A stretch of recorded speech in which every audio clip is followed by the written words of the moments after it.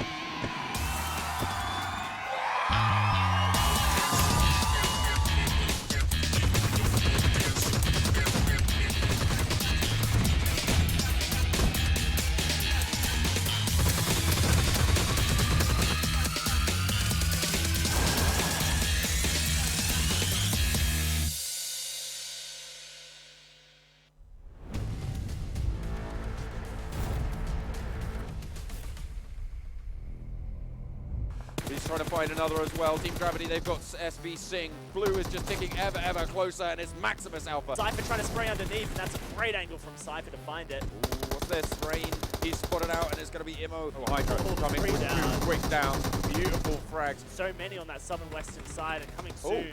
AKHP, they're getting fired on as well, and GODL just rolls on. No, I think it's... Oh, he's gone over! He found the ball! Oh, he's got the firing squad! And now comes the firefight. It's absolute chaos here at Paradise Resort. There is no respite from the firing squad, and they roll in. Team India seem to be filling up this kill feed, but at the moment, HYDRA getting put under the cosh. 4 teams all still alive, and they still keep on rolling. Oh, that's a big fire. Lots of damage going down, and the knock comes through. Soul are just going really low, but Joker gets knocked. Bishma's there to pick up the pieces, however, and that's Viper falling out. Oasis left alive, and as we say that, SWAT going to Gravity as well. Really not position. They want to go for a wide out peak. See Rain trying to heal up, but he gets taken on down. Sidious, and of course, AKHP. That's gone. That's gone. Move on in. This is a brilliant shift coming in. Really strong, but they have so much risk. If a nade flies in there, they are all going to go down. Gravity is eliminated, and here's Panman last stand. It's going to come through. That's around the other side. Nicely Incredible. done. Distances feet. Oh, so close to taking him out, but it isn't quite enough. The second one gets him. Nice. Coming soon. Take a couple of downs, and Torpedo gets confirmed as well. The flush for them. Double team it. Trying to third person spray it here. Not going to work against an M249.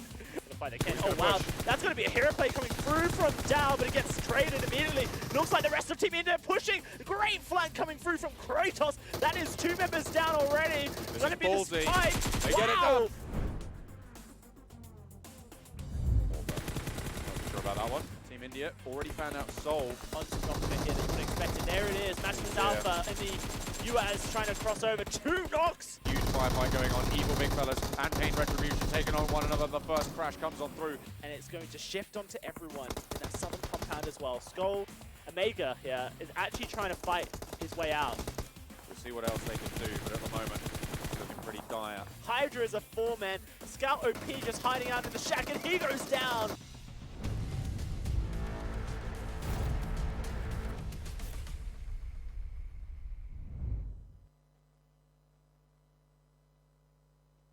Hello and welcome back to the PMCO 2019. This is the India region. My name is John Allen and with me is Dowsey. We're excited to be coming in with the semi-finals. Certainly are, John. We had the group stages over the last 2 weeks. Unfortunately, 8 teams did get eliminated off of that. But now we are jumping straight on into the semi-finals where another 8 teams will have to fight for their place to make it to the regional finals. Only 16 teams can go. Yeah, 2 more weeks now for the semi-finals. And of course, we are down to 24 teams now. 16 teams going to make it forwards, 8 teams going out. Yep. A lot of these teams, there's a lot of work they need to put in. Particularly, we're looking at Maximus Alpha, who got in by the skin of their teeth. And it was AKHP who actually got penalized previously. A couple of those teams have changed around just a little bit. Yeah, so because of the rule set that says that players must use a mobile device. They cannot use emulators. They can't use tablets in the PUBG Mobile Club Open. Some players from AKHP were unfortunately found to be using tablets in their final game, and so they had their points penalized. But for Maximus Alpha, now it's a bit of an anime redemption arc story for them. You know, they didn't have the best performance over the group stages. However, they want to try and redeem themselves. You know, they were a pretty good team. They came 7th in other PUBG Mobile Indian tournaments. So, and you know, because of the amount of teams there are in India, that's pretty good feat. So they need to work on their stuff and really solve it for themselves. But the one thing I've loved about the Indian region, John, is that there's constantly just records being put up across the entirety of the PUBG Mobile Club Open, all 6 to 10 regions. We cover 6 here. You know, Team Insidious, they were the team that climbed the most spots to take first place. They climbed 12 spots in total in the final week to claim first spot, most out of any region. And then Team India, they are the team that has the best scoreline in one single match. You know, they had that big chicken dinner with the 23 kills. And of course, you top that up with the first place that they were able to get. 30 points on top of that. Huge, huge scores coming in from them. So really brilliant. As you can see, here are the tournament rules. The placement points are listed as such. A lot of value to be placed on staying in till those late circles, till the late game, till those top 5 positions. Kills worth 1 point, which makes those placements all the more valuable. Absolutely. And you know, this tournament is all about placement. You know, you need to get a high placement if you do want to be getting as many points as possible. With kills only being worth 1 point, yeah, it's great to go for those frags, but if you're not getting the kills, John, then unfortunately you're not really getting good placement. And so the teams that have been the best overall in the tournament are the ones that can rotate well, read the circle, get into the center of the circle in early stages and phases of the match, and then frag their way to victory. And so I'm looking at Team HYDRA, I'm looking at Team Insidious, and I'm looking at Team India, who are fairly consistent, but also coming soon, the Indian Tigers. So there's been a couple of team rebranding. So Ninjas in Pajamas are now known as the Indian Tigers, as well as Floor Official, now known as MegaStars. So keep your eyes out on the leaderboards for those teams, you know, because Ninjas in Pajamas, they had a really consistent performance across the entire tournament. Yeah, they had a pretty strong showing. I think they were 4th place, if I'm not mistaken. But here's what's going on during this week. Of course, we've got 3 sets coming up, 1 per day. We'll be having more next week as well, so make sure you do stick around for that as well. But today we've got groups A and B fighting it out. We're going to be running over onto Vikendi, then Sanhok, then a double helping of Erangel, as is tradition here at the PMCO. Absolutely, and I've kind of enjoyed all the Vikendi playing that we've had. Vikendi's the 2nd most played match across the entire tournament, and as it being a new map in PUBG Mobile, you know, it's still listed as a beta map in PUBG Mobile. It's been really interesting to see how the teams are adapting to Vikendi, because it's quite a large map in scale, and it really allows for good rotations, but it's the teams that are figuring out the layout of the land the quickest that are succeeding. For example, HYDRA, really good at playing those new matches. And then you have Sanhok, which is just absolute chaos. I mean, we've seen it time and time again, John. It's just a bloodbath every time. That's where a lot of teams that are a little bit more wildcard-like in terms of their performances, a little bit, you know, underperforming in other areas, it will be a little bit more easier for them to come in on a map like Sanhok. I mean, we saw, for instance, the notable example of AKHP. Even though they had their points deducted for that day, they had a really good late finish in that bloody final of Paradise Resort. They were able to place, I think it was 4th overall in that map. So being able to have those, and they were sat near the bottom of the table, they were still in it with the top 3. I mean, you're right, John. I don't really want to talk too much about AKHP because they were breaking rules, so who knows how that like influenced their final standing. That's true. That is true. It is really unfortunate because it was only a single player who did that. Yeah. You know, when you do have one player let you down like that, it's a really hard time for a lot of these players in India and across the world. This is a big moment for them. This is, you know, validating their esports scene with the PUBG Mobile Club Open, with the huge prize pool across the year. It's a huge big chance to really go at it. So hopefully over the semifinals we'll see the teams calm down in that sense and start to really just put up good results on their mobile devices. But for sure, Team Insidious, Team India, HYDRA coming soon. 8-bit consistent results across most matches, and they've really been putting up the stops. And as we get into the semifinals, John, as you say, we're cutting down to 16 teams by the end of the semifinals for the regional finals. Now it's time to really highlight those top teams and figure out what sets them apart, I suppose. Yeah, it's going to be difficult. You need to make those plays and make those strong rotations. Obviously, they're going to be looking at things like the PC version of PUBG. They're going to be looking to other regions and absorbing all of that information. I know the Indian players are quite in admiration almost of the SEA style of play, for sure. and those strong rotations and absorbing that into their own style. That could be a crucial, definitive measure of them coming in on something new. And we've seen the SEA regional finals. They're currently being ongoing over there. And, you know, some of the teams have been putting up really good performances and lots of good rotations. But it's time to get on to Vikendi for the semi-finals here, John, and focus on what India has to offer. Over on a little bit of a northerly plain, but yeah, I think that's going to isolate places like Milnar, Winery potentially, but I think we're going to see a lot more focus up on the northern throws of this map as we go for our first drop today. First drop, and quite a northerly plain here, John, really cutting the map a little bit. It's going to be interesting to see how these players do play it. Not really seeing as many people dropping Hot. Castle has not been a regular drop, which is a little bit interesting because I think there's a bit of psychology that comes into PUBG with what your normal hot drops would be concerned. You know, I was talking to Orb today, and they say they love to drop Cosmodrome. Wow, that's a crazy circle. But I was talking to Orb, they say they love to drop Cosmodrome. I mean, in your in pub matches, you know, when we play together, Cosmodrome's a bloodbath. It's absolutely unreal, the amount of people that drop there. But as you can see in competitive, teams tend to not favor the hot drop zones, and that means people like Orb, who have dropped Cosmodrome, they get all that military loot to themselves, which is pretty incredible. So with this circle, John, it's going to be really crazy to see how all these teams on this, I guess, western side of the match move on into each other, because you have Indian Tigers, who are going to be in a bit of trouble right next to RIP Officials. You have Insidious, who are going to have to move on into the circle, and then pretty much everyone else is going to be moving into each other, which could cause a lot of trouble in this Phase 1 rotation. I can't quite see who's underneath GODL at the moment up in the north.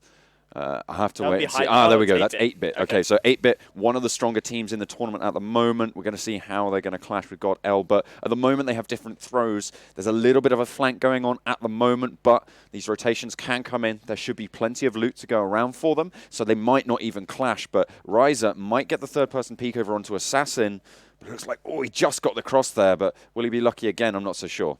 I mean, right now, these players will just be scouting each other out. The main issue with this, John, is that they're not going to be getting as much loot. For Ryza, who's basically playing Scout for 8-bit, he now has to watch the rest of GODL's rotations, whilst Matt, Ash, and Ted, I believe, go around and try and get as much loot. It can be really difficult for these players to land in the same area because of this, and so we'll have to keep our eyes on it. But like we've said, it's a very placement-heavy tournament, and so players aren't really looking to try and fight each other early.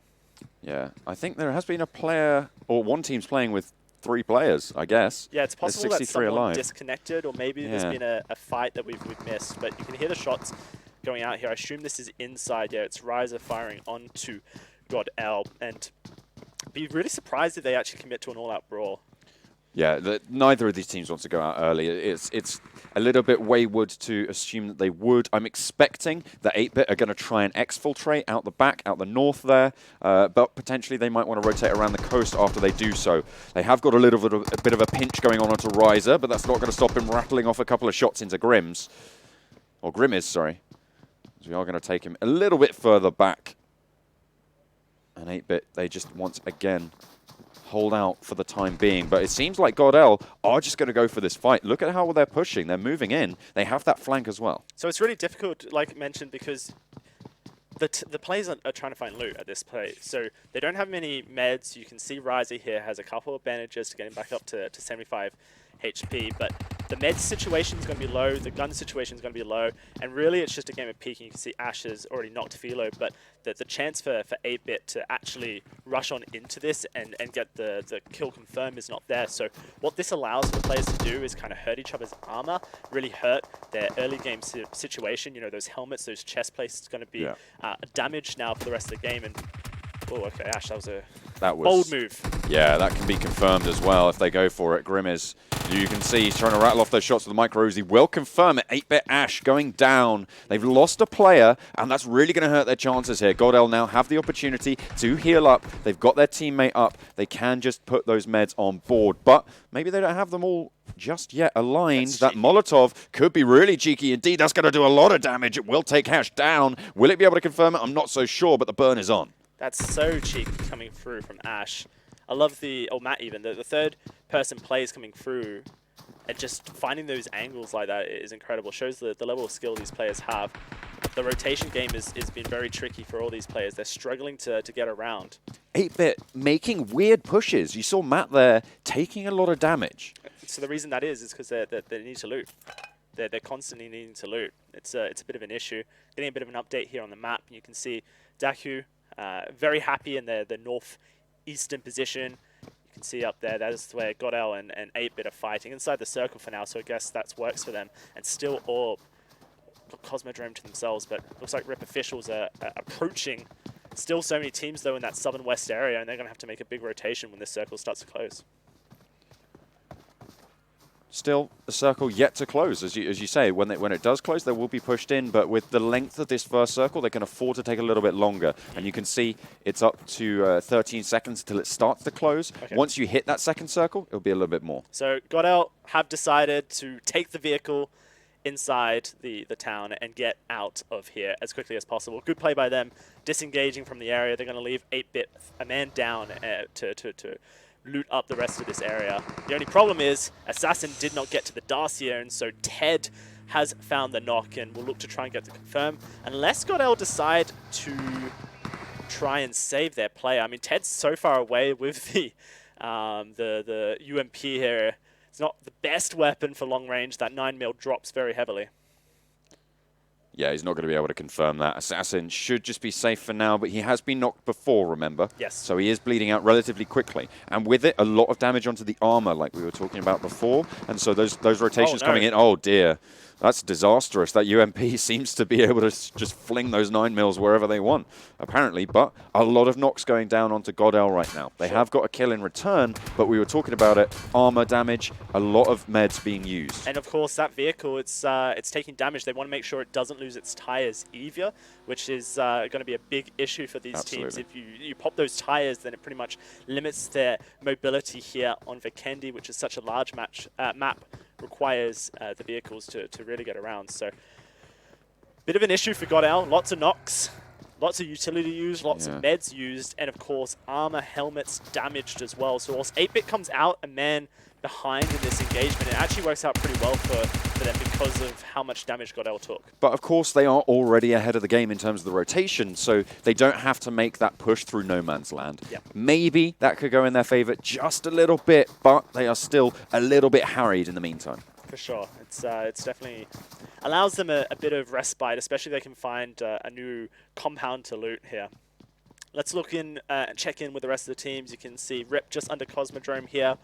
Rip officials, they didn't have the strongest of performance, but looking to really rectify that. I guess for all these teams, the great thing about the semifinals is that you get that leaderboard reset as Indian Tigers fly past ZFX Evolution there. You get that leaderboard reset, John, which allows you to start afresh, of course. You know, that's a really important thing for these teams, the ability to start afresh because of the fact that, you know, maybe you had struggle, maybe some of your communication wasn't quite there. Yeah. Maybe your in-game leader just wasn't as confident as they could be. You've had a whole week to train, play in scrims, figure out what's not gone as good for you in the group stages, or for some of these top teams, figure out what went well for you in the group stages and double down on it. And of course, the way they've been doing that they've been heading over to the YouTube channel, checking out the VODs. They've been, you know, making sure that they're subscribed and getting in there. Ooh, an M249 for coming soon. Yes, please. Have to see if they spot the smoke. I'm sure they saw it coming down on them. Of course, not only is it an M249, but it's all of the level 3 armor and a snow ghillie suit as well. It's one of my. I think a ghillie suit on Vikendi is probably the strongest. It's probably the strongest. Yeah. There's so much cover you can use. It's so easy to just blend straight on in, and of course the pure white snow will give you a lot more cover than if you're running around in something bright pink or a helmet that you know has sparkles flying off it. I find that funny about PUBG Mobile, right? Because there's so many cosmetics in the game, right? And so some of the cosmetics I feel like really like put you at a disadvantage. Pain, rotating very dangerously in that single Dacia away from the evil big fellas here. The evil big fellas very happy in their compound. You can see they've got their Dacias hidden away, the tires protected as well. Here's GodsReign. GodsReign. GodsReign. I don't know why I have that mixed up in my head, John. I keep calling them GodsReign. I think it's because in the UK in League of Legends there's a team called Fnatic Rising, and I like them. So for some reason my dumb brain has just mixed the two together. You're having a bit of a smooth brain moment. It's all right. It's all good. We'll get there. It's all good. But you can see 8-Bit, they have escaped from that fray that they had earlier, coming in with GODL, and they will be going away with 3 players as well. So they're going to be okay. Not the best, but they'll make the best of the bad situation that they have at the moment. SKUL trying to make this rotation over towards Rip Tempest, Rip and the rest of the squad. Rip officials, though. This is dangerous from SKUL. That's very yeah. And you can see Jonathan's going to get knocked for his efforts here, maybe even more as Paratosh getting another knock, or actually getting the confirm. And there we go, 2 members of SKUL going down here. We kind of talk about this meta of rotations from the players and how they're kind of emulating PC PUBG tactics, but not quite. Yeah. So what they're doing is they're sending 1 player ahead in a single vehicle by themselves to scout the area, but then the 3 follow behind. And so you do this in PUBG, so you can basically scout a route to the compound you want to go, but they're following too far behind. So what happens is the people all in that 3-man vehicle kind of just get sprayed upon.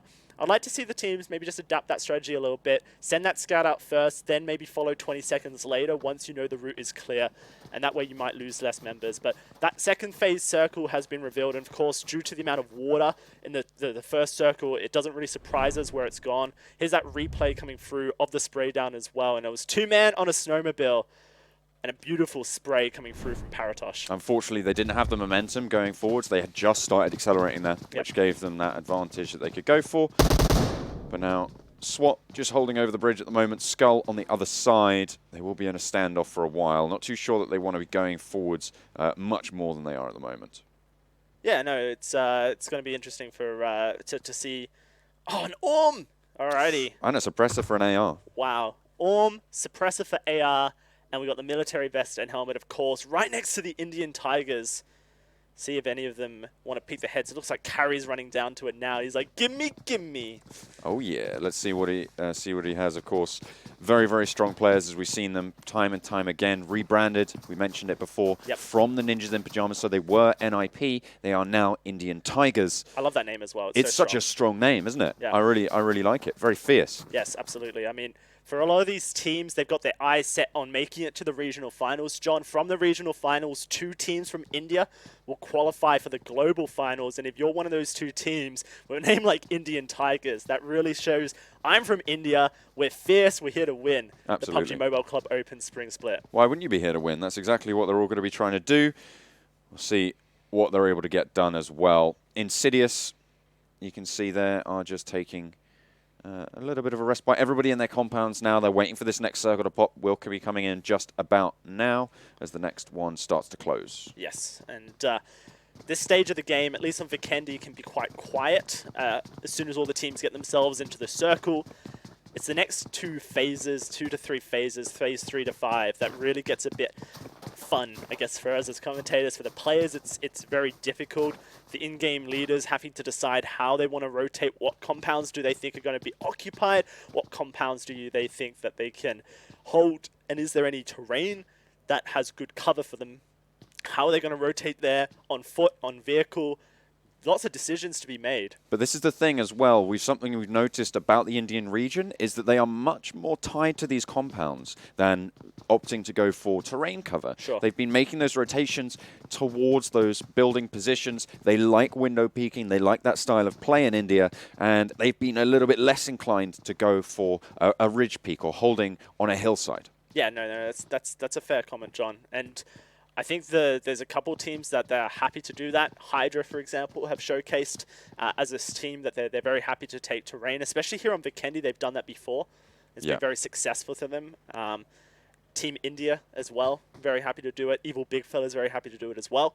Yeah, absolutely. And so you can see HYDRA here. They've taken all 4 of the 5 buildings here, and they're just kind of scouting out. But once this circle does close a little bit more, we'll have to decide where it's going to go. And that's a Cosmodrome circle. Yeah, it's looking a little bit more likely time and time again. But HYDRA, they've been in the circle every single time so far. They've had a really, really chill game. It looks like 8-Bit might be giving them a little bit of a run for their money, but they should be ready to take them on.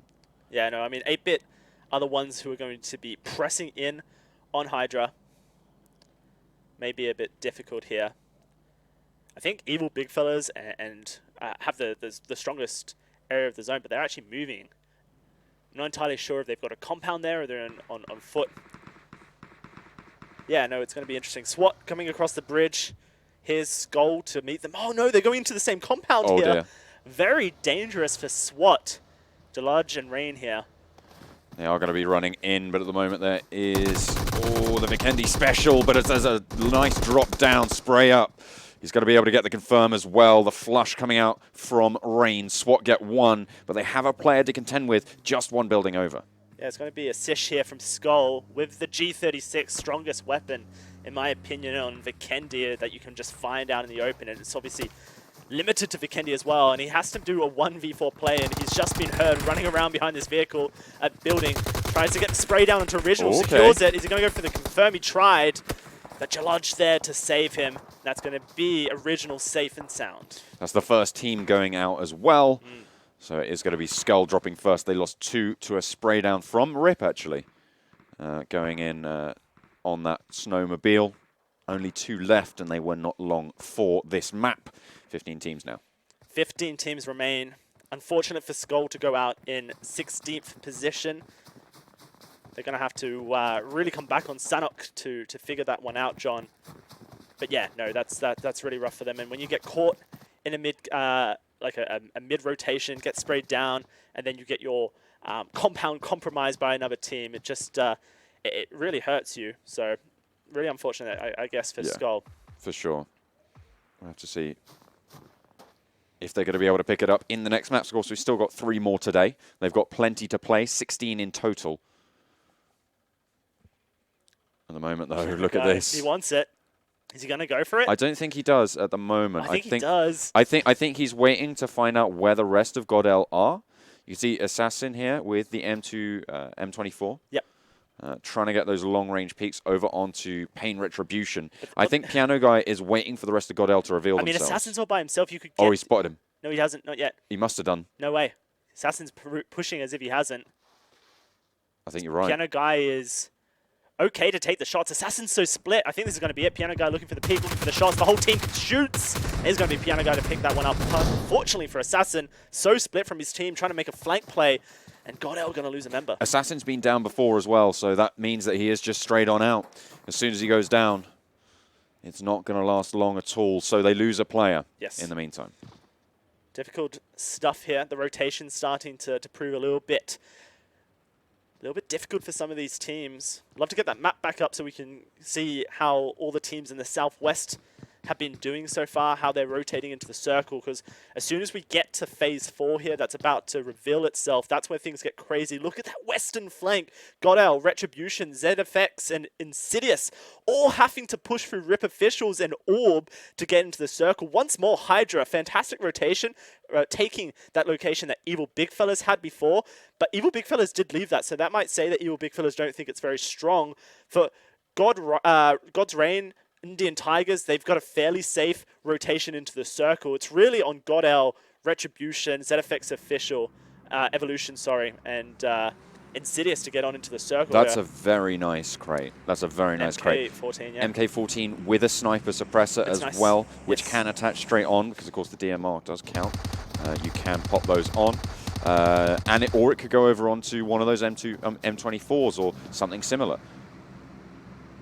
Yeah, no, for sure. I mean, the MK14 is an interesting weapon because not only is it a really good DMR for sniping, but a lot of players like to just pop it on full auto and just spam that shoot button and try and use it like an auto weapon up close because it shoots 7.26 millimeter ammo, and because of its accuracy, it's a little bit better than DP and the AK. It's 7.62, but I'll give you that one.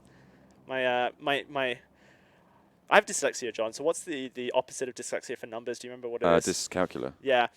I can't remember what it. I can't remember the exact phrasing of it, but it's dyscalculia, right? Yeah. Or something along those lines. I'm going to believe that you're correct there, John. Yeah. Because I just think that my brain doesn't know how to do things. See, you're getting smoother and smoother brain by the day. I'm taking all your wrinkles. I'm plonking them on my bumps. Gonna iron it out. Well, see if SWAT are going to be able to iron out this conflict with Retribution at the moment on the hillside. As I was saying before, the buildings being owned by Retribution. It's the Indian tactic, the special coming out from the region. SWAT looking for the hillside cover. Difficult location outside of the circle, and the circle is pushing onto them, and they have to try and take out SWAT. Looks like God just wiping out SWAT as we speak, though. They just go down. They see, yeah, they're going very, very low. A lot of teams are actually going down now. So this is the fourth circle move that is kind of one of the hot spots. SWAT, you can see, are taking a lot of damage from pretty much all angles. Yes. And at this stage, I'm expecting teams to fall. Yeah, no, SWAT is in a lot of trouble. GODL is in a lot of trouble, losing members and getting their members confirmed here. Philo goes down, and that's the team out for GODL, going to be secured. Another team went down as well. I think that was SWAT. Yeah, SWAT going down as well. So we've lost 2 teams on this push into the Phase 4 circle. And it's all those Southwest teams crashing into each other. We said it was going to be a bloodbath when they finally were forced, and that Phase 4 circle did force them in. Now Phase 5 revealed. We'll have to get an overlook on that as soon as possible here, as coming soon try to escape the blue zone here. Going to just camp up behind this rock, but they have Indian Tigers up the hill, paying Retribution down the hill. It's very difficult for them to get into this circle. And of course, a new circle reveal as well. So these teams are going to have to make even more rotations. Ooh, a nice little headshot coming in through. But as you were saying, one of the coming soon players, I believe, did get knocked out there as well. So there are only going to be 3 players moving forwards. However, Indian Tigers will have to make this rotation as well. Yes. So if coming soon, just bide their time a little bit. They don't have too much time to play with, but they can keep their cool for now. Yeah, we need to get that map up so we can see where these teams are going. But you can see here, there's going to be GodsReign in vehicles as split as possible, trying to push on into the circle. There it is, right on up the north side. DAKU, Pain, eSPORTS, OK, 8-Bit and HYDRA very close to where Insidious are, and everyone trying to crash on into that center circle. This terrain very rough to navigate as well. 8-Bit doing a decent job of taking a good position here. The issue is a lot of teams are going to be surrounding them. This might be one of the strongest compounds in the circle. I'm a little bit unfamiliar with this northern side here. We'll have to see where HYDRA are posted up, but Insidious is going to have a lot of teams trying to contest for their compound, which is very dangerous for Insidious. As long as they've got good possessions. Oh, Evil Big Fellas have another great compound as well, but it's on the edge of the circle, unfortunately for them. Makes things not as ideal. RIP's compound as well, just outside this circle. Yep. It's not going to be super strong. 2 of these teams actually playing towards this T-junction. There's a lot of buildings there, so they will be all right for now. They should be able to make a pretty simple rotation towards the next circle once it pops as well. HYDRA have height advantage, which could work well for them if they're able to have good overlook. You can see here Orb trying to push on into the circle from Cosmodrome. They're snaking it up. Insidious have smelt them, though, and are trying to get vision of them. The issue is that there's a tiny little dip, which allows Orb to have a bit of an advantage.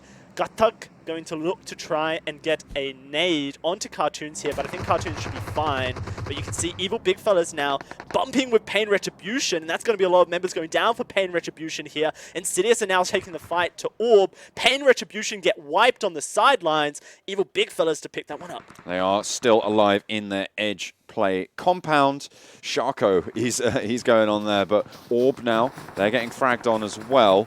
A lot of players now starting to move for this next circle. Of course, only a minute to find your position. I think Orb may have even got eliminated there, John. Team's starting to struggle. Phase 6 reveal as well. The circle getting smaller and smaller here.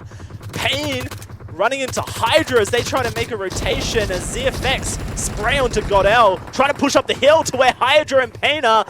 Not going too well. This is going to be a flank play coming through from GodsReign, and HYDRA under the pressure here. Pain trying to take on Joker, trying to take on Original at the top of the hill here. Indian Tigers getting involved from down the hill onto GodsReign. It quite literally is king of the hill right now. Everybody's trying to get this high ground. Everybody's trying to get position as the next circle comes in. But with king of the hill comes the focus of every other player in the server right now. They are going to be throwing that lead down range. Insidious are now starting to make their rotation up the hill to where Pain is wiped out by HYDRA here. It looks like they're going to get all their members up and safe for now. Only problem is, here come the group stage victors, Insidious, to try and push onto the hill here. We'll have to see if they can dethrone HYDRA, because at the moment, as long as HYDRA keep members alive, they are truly kings of the hill, and they can continue to frag out. But Insidious don't just have HYDRA to contend with. They have Orb across the valley shooting them from the back. They need to make sure they are secure on all fronts at the moment. But they have already taken a knock, so they have to just pause it a little bit. HYDRA for now will remain strong, but Orb's starting to make the rotation. Now it's 8-Bit and Evil Big Fellas fighting for control of one of the few compounds left in the circle. It's going to be Evil Big Fellas on the downstairs of this building here. The 2-story that 8-Bit are trying to hold the roof of. They can hear each other. They're going to be watching those stairs as well. Lots of teams struggling here. Rip crashing on into ZFX in your picture-in-picture.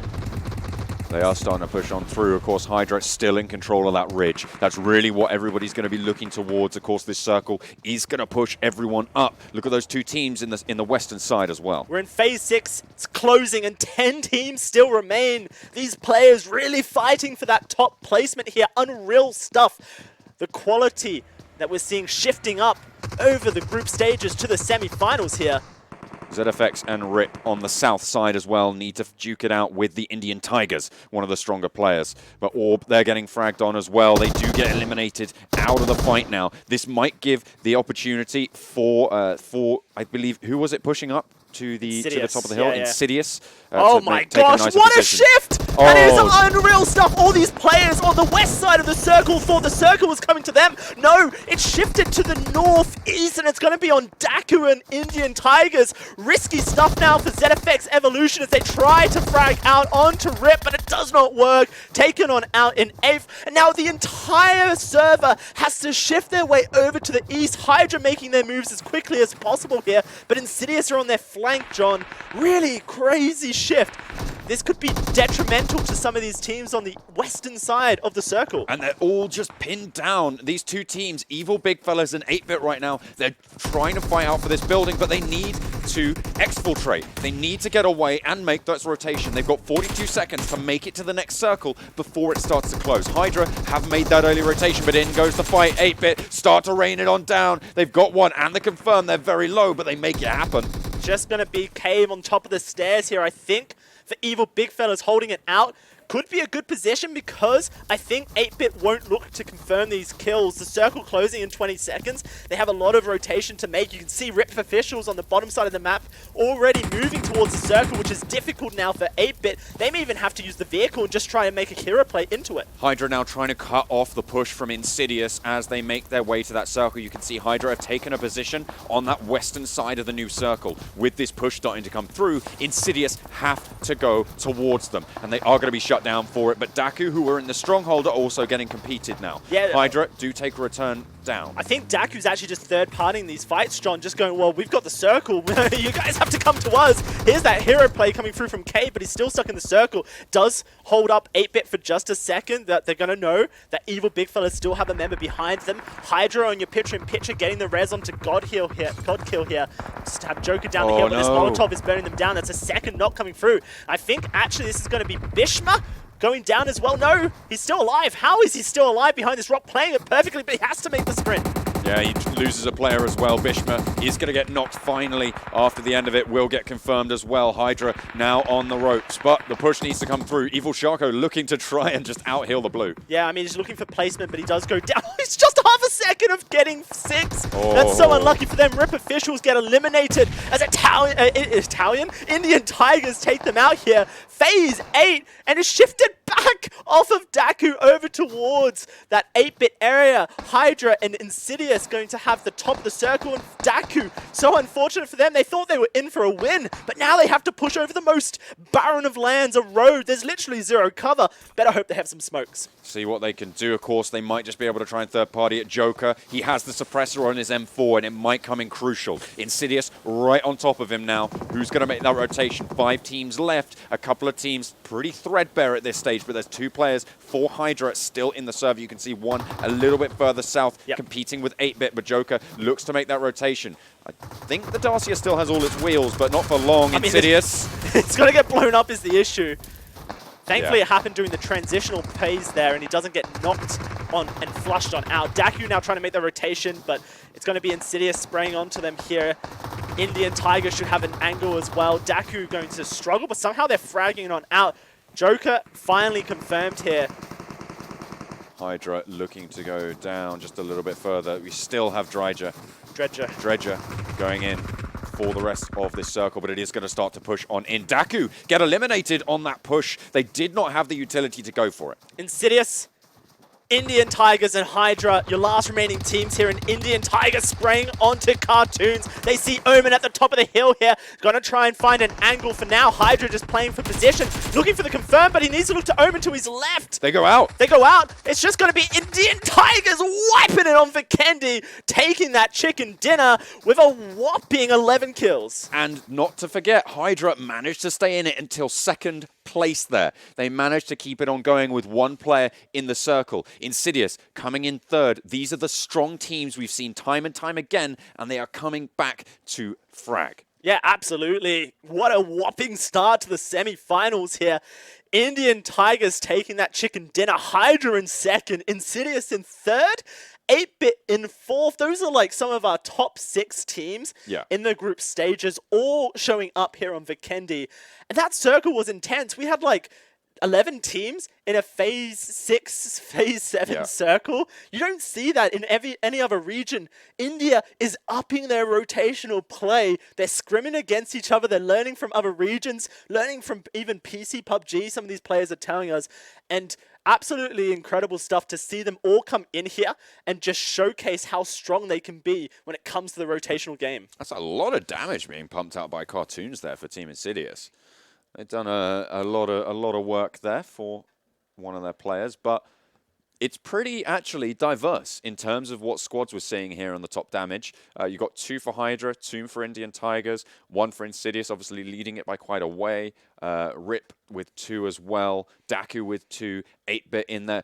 All of these teams, it is quite diverse. You can see all of these teams have stepped their game up. They are all going a lot harder this time around in the semi-finals. I mean, this game started off so bad for 8-bit, but they managed to make their way to the end of the circle due to the fact that GODL did disengage the fight and then had a bit of a rough time on top of this hill here when they tried to get Assassin back up here. Some good sprays coming through, and this was kind of the nail in the coffin for SKUL, who did go out in 16th position, that double spray down coming through from Paratosh. And despite the fact that we had so many teams in that southwest of the map and the huge shift to the northeast, an alarming amount of teams made it into late stages of this circle. Like, I say alarming, but like that's a crazy amount of teams. Like, we're in phase 6 here, and 10 teams were still remaining, which is kind of crazy. These teams are really fighting to try and get those top 5 positions, try and get those chicken dinners. And it's showcasing just the skill that the Indian region has as far as rotational games. And when we talk to the players, John, the one thing that they note is that they respect the Chinese region, and they respect all the teams in the Southeast Asia region as well, because they play such a good rotational game. So that's what India wants to bring to their game. I think it's starting to showcase. They're fantastically starting to implement it as well. Yeah. That's what you're talking about here. I think that that's pretty much right on the money. That shift needs to come through, and it is coming through now. And if you want to compete on the global stage, you need to be looking at the best.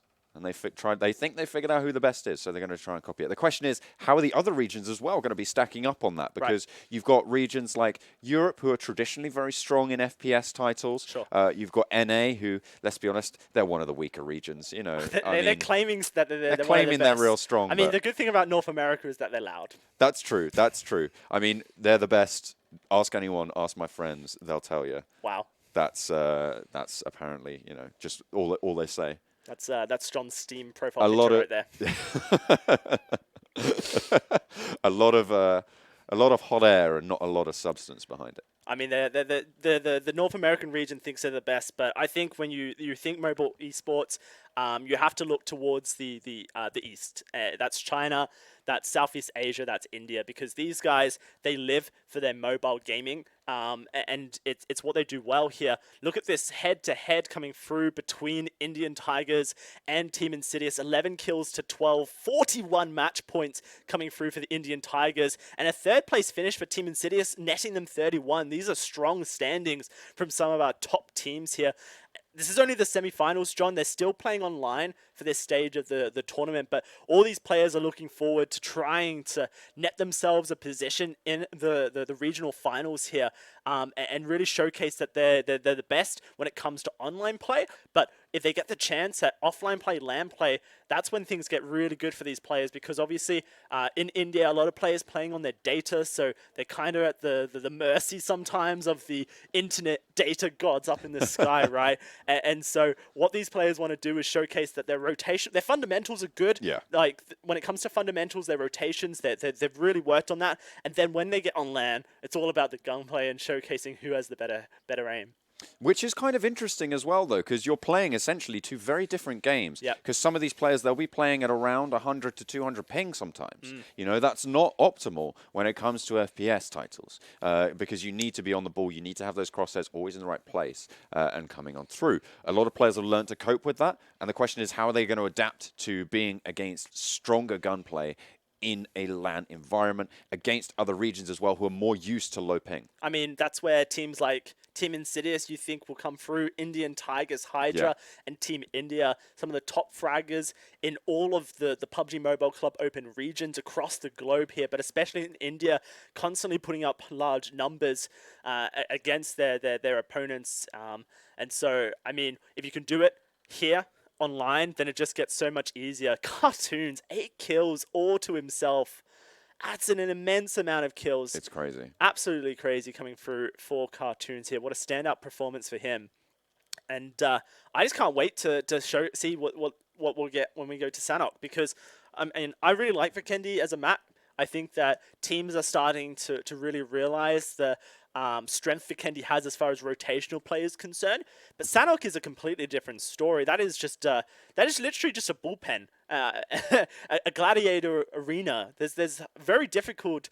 It's very difficult to make good macro decisions when it comes to Sanhok. It all comes down to more raw skill and team synergy when it comes to pushing and wiping out teams in compounds and squads. So that's going to be really interesting to see which teams thrive in that area. Yeah, they are just doing so well. Of course, all of this is made possible by our headline mobile device. Of course, it's Vivo. If you want to get some good kit on board, you can head over and check them out. Absolutely. And if you guys want to hear more about the PUBG Mobile Club Open, make sure you head on over to clubopen.pubgmobile.com. All the standings, all the teams, all the rosters are there across the regions, across the world. So much to look at there if you want to find out more about the PUBG Mobile Club Open in general. Yeah, and of course, if you want to check out all the VODs, all of the action, the highlights that we've been seeing before, you can head over to the YouTube channel, which of course is on the screens beneath me. I believe it's PUBG Mobile eSports, which you can check us out. I think we're live there as well at the moment. How you doing? Hello, if you're already here, whack on that subscribe button. If you're not already here, head over to the YouTube and then whack on that subscribe button. If you're on YouTube, who's your favorite team? Is it Team Seoul? Is it Team Insidious? Is it Team India? Is it HYDRA? But Seoul aren't playing today. They're not playing today. We'll see them later on in the weekend. I know there's a lot of Seoul fans rearing to go and seeing them. All right. Well, I believe we are going to be heading over to a break shortly. When we come back, we'll have Sanhok, the micro map that you were talking about, just a little bit more. So we're going to head to a break, and when we come back, it's more PUBG. Oh, maybe not.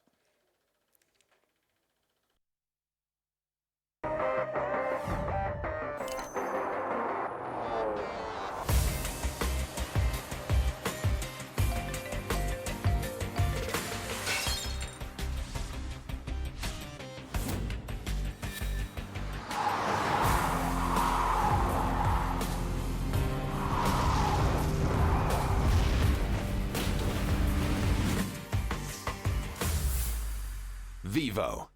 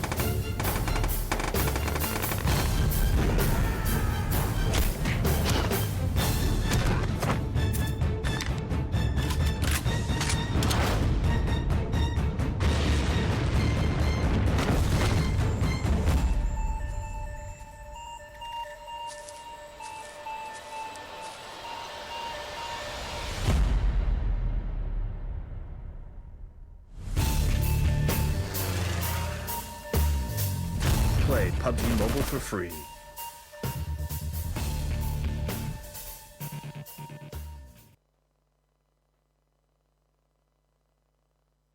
Do you play PUBG Mobile?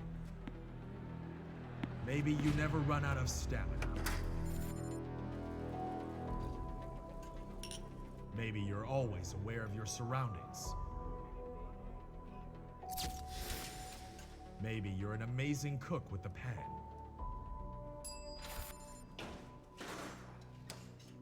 Maybe you're a great driver.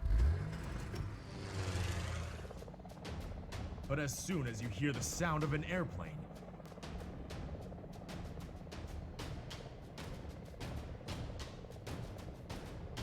you get into the zone.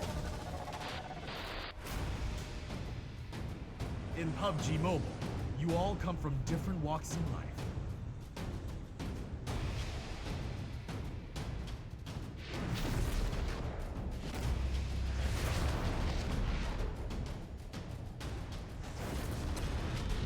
face the same dangers on a battleground.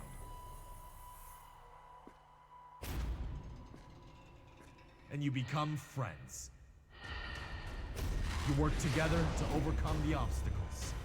This is PUBG Mobile. There's a number one in all of us. Welcome to the PUBG Mobile first anniversary party.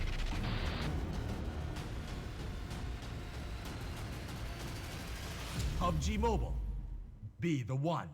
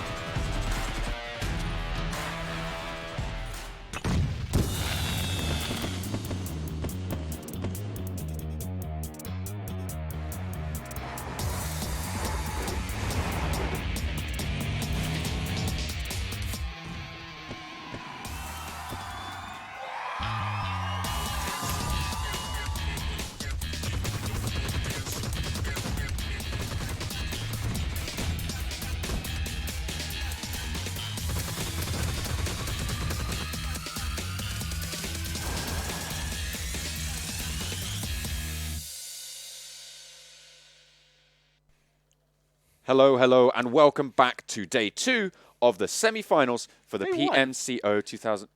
Day 1 of the semi-finals, John. We're just getting started. Oh no, it's map 2 though, Match because two, we are going to be heading over on to Sanhok next. We had Vikendi previously won out by the Indian Tigers, who were previously Ninjas in Pyjamas, if you're worried about that. Right. My name's John Allen. Dowsey with me again. We're going to be breaking it down. We're going to be bringing you all the action. We're going to be making sure that you guys know exactly what is going on with the PUBG Mobile Club Open. Yeah, no, it's really important to remind everyone at home. There's have been a couple of name changes. We'll try and keep you up to date.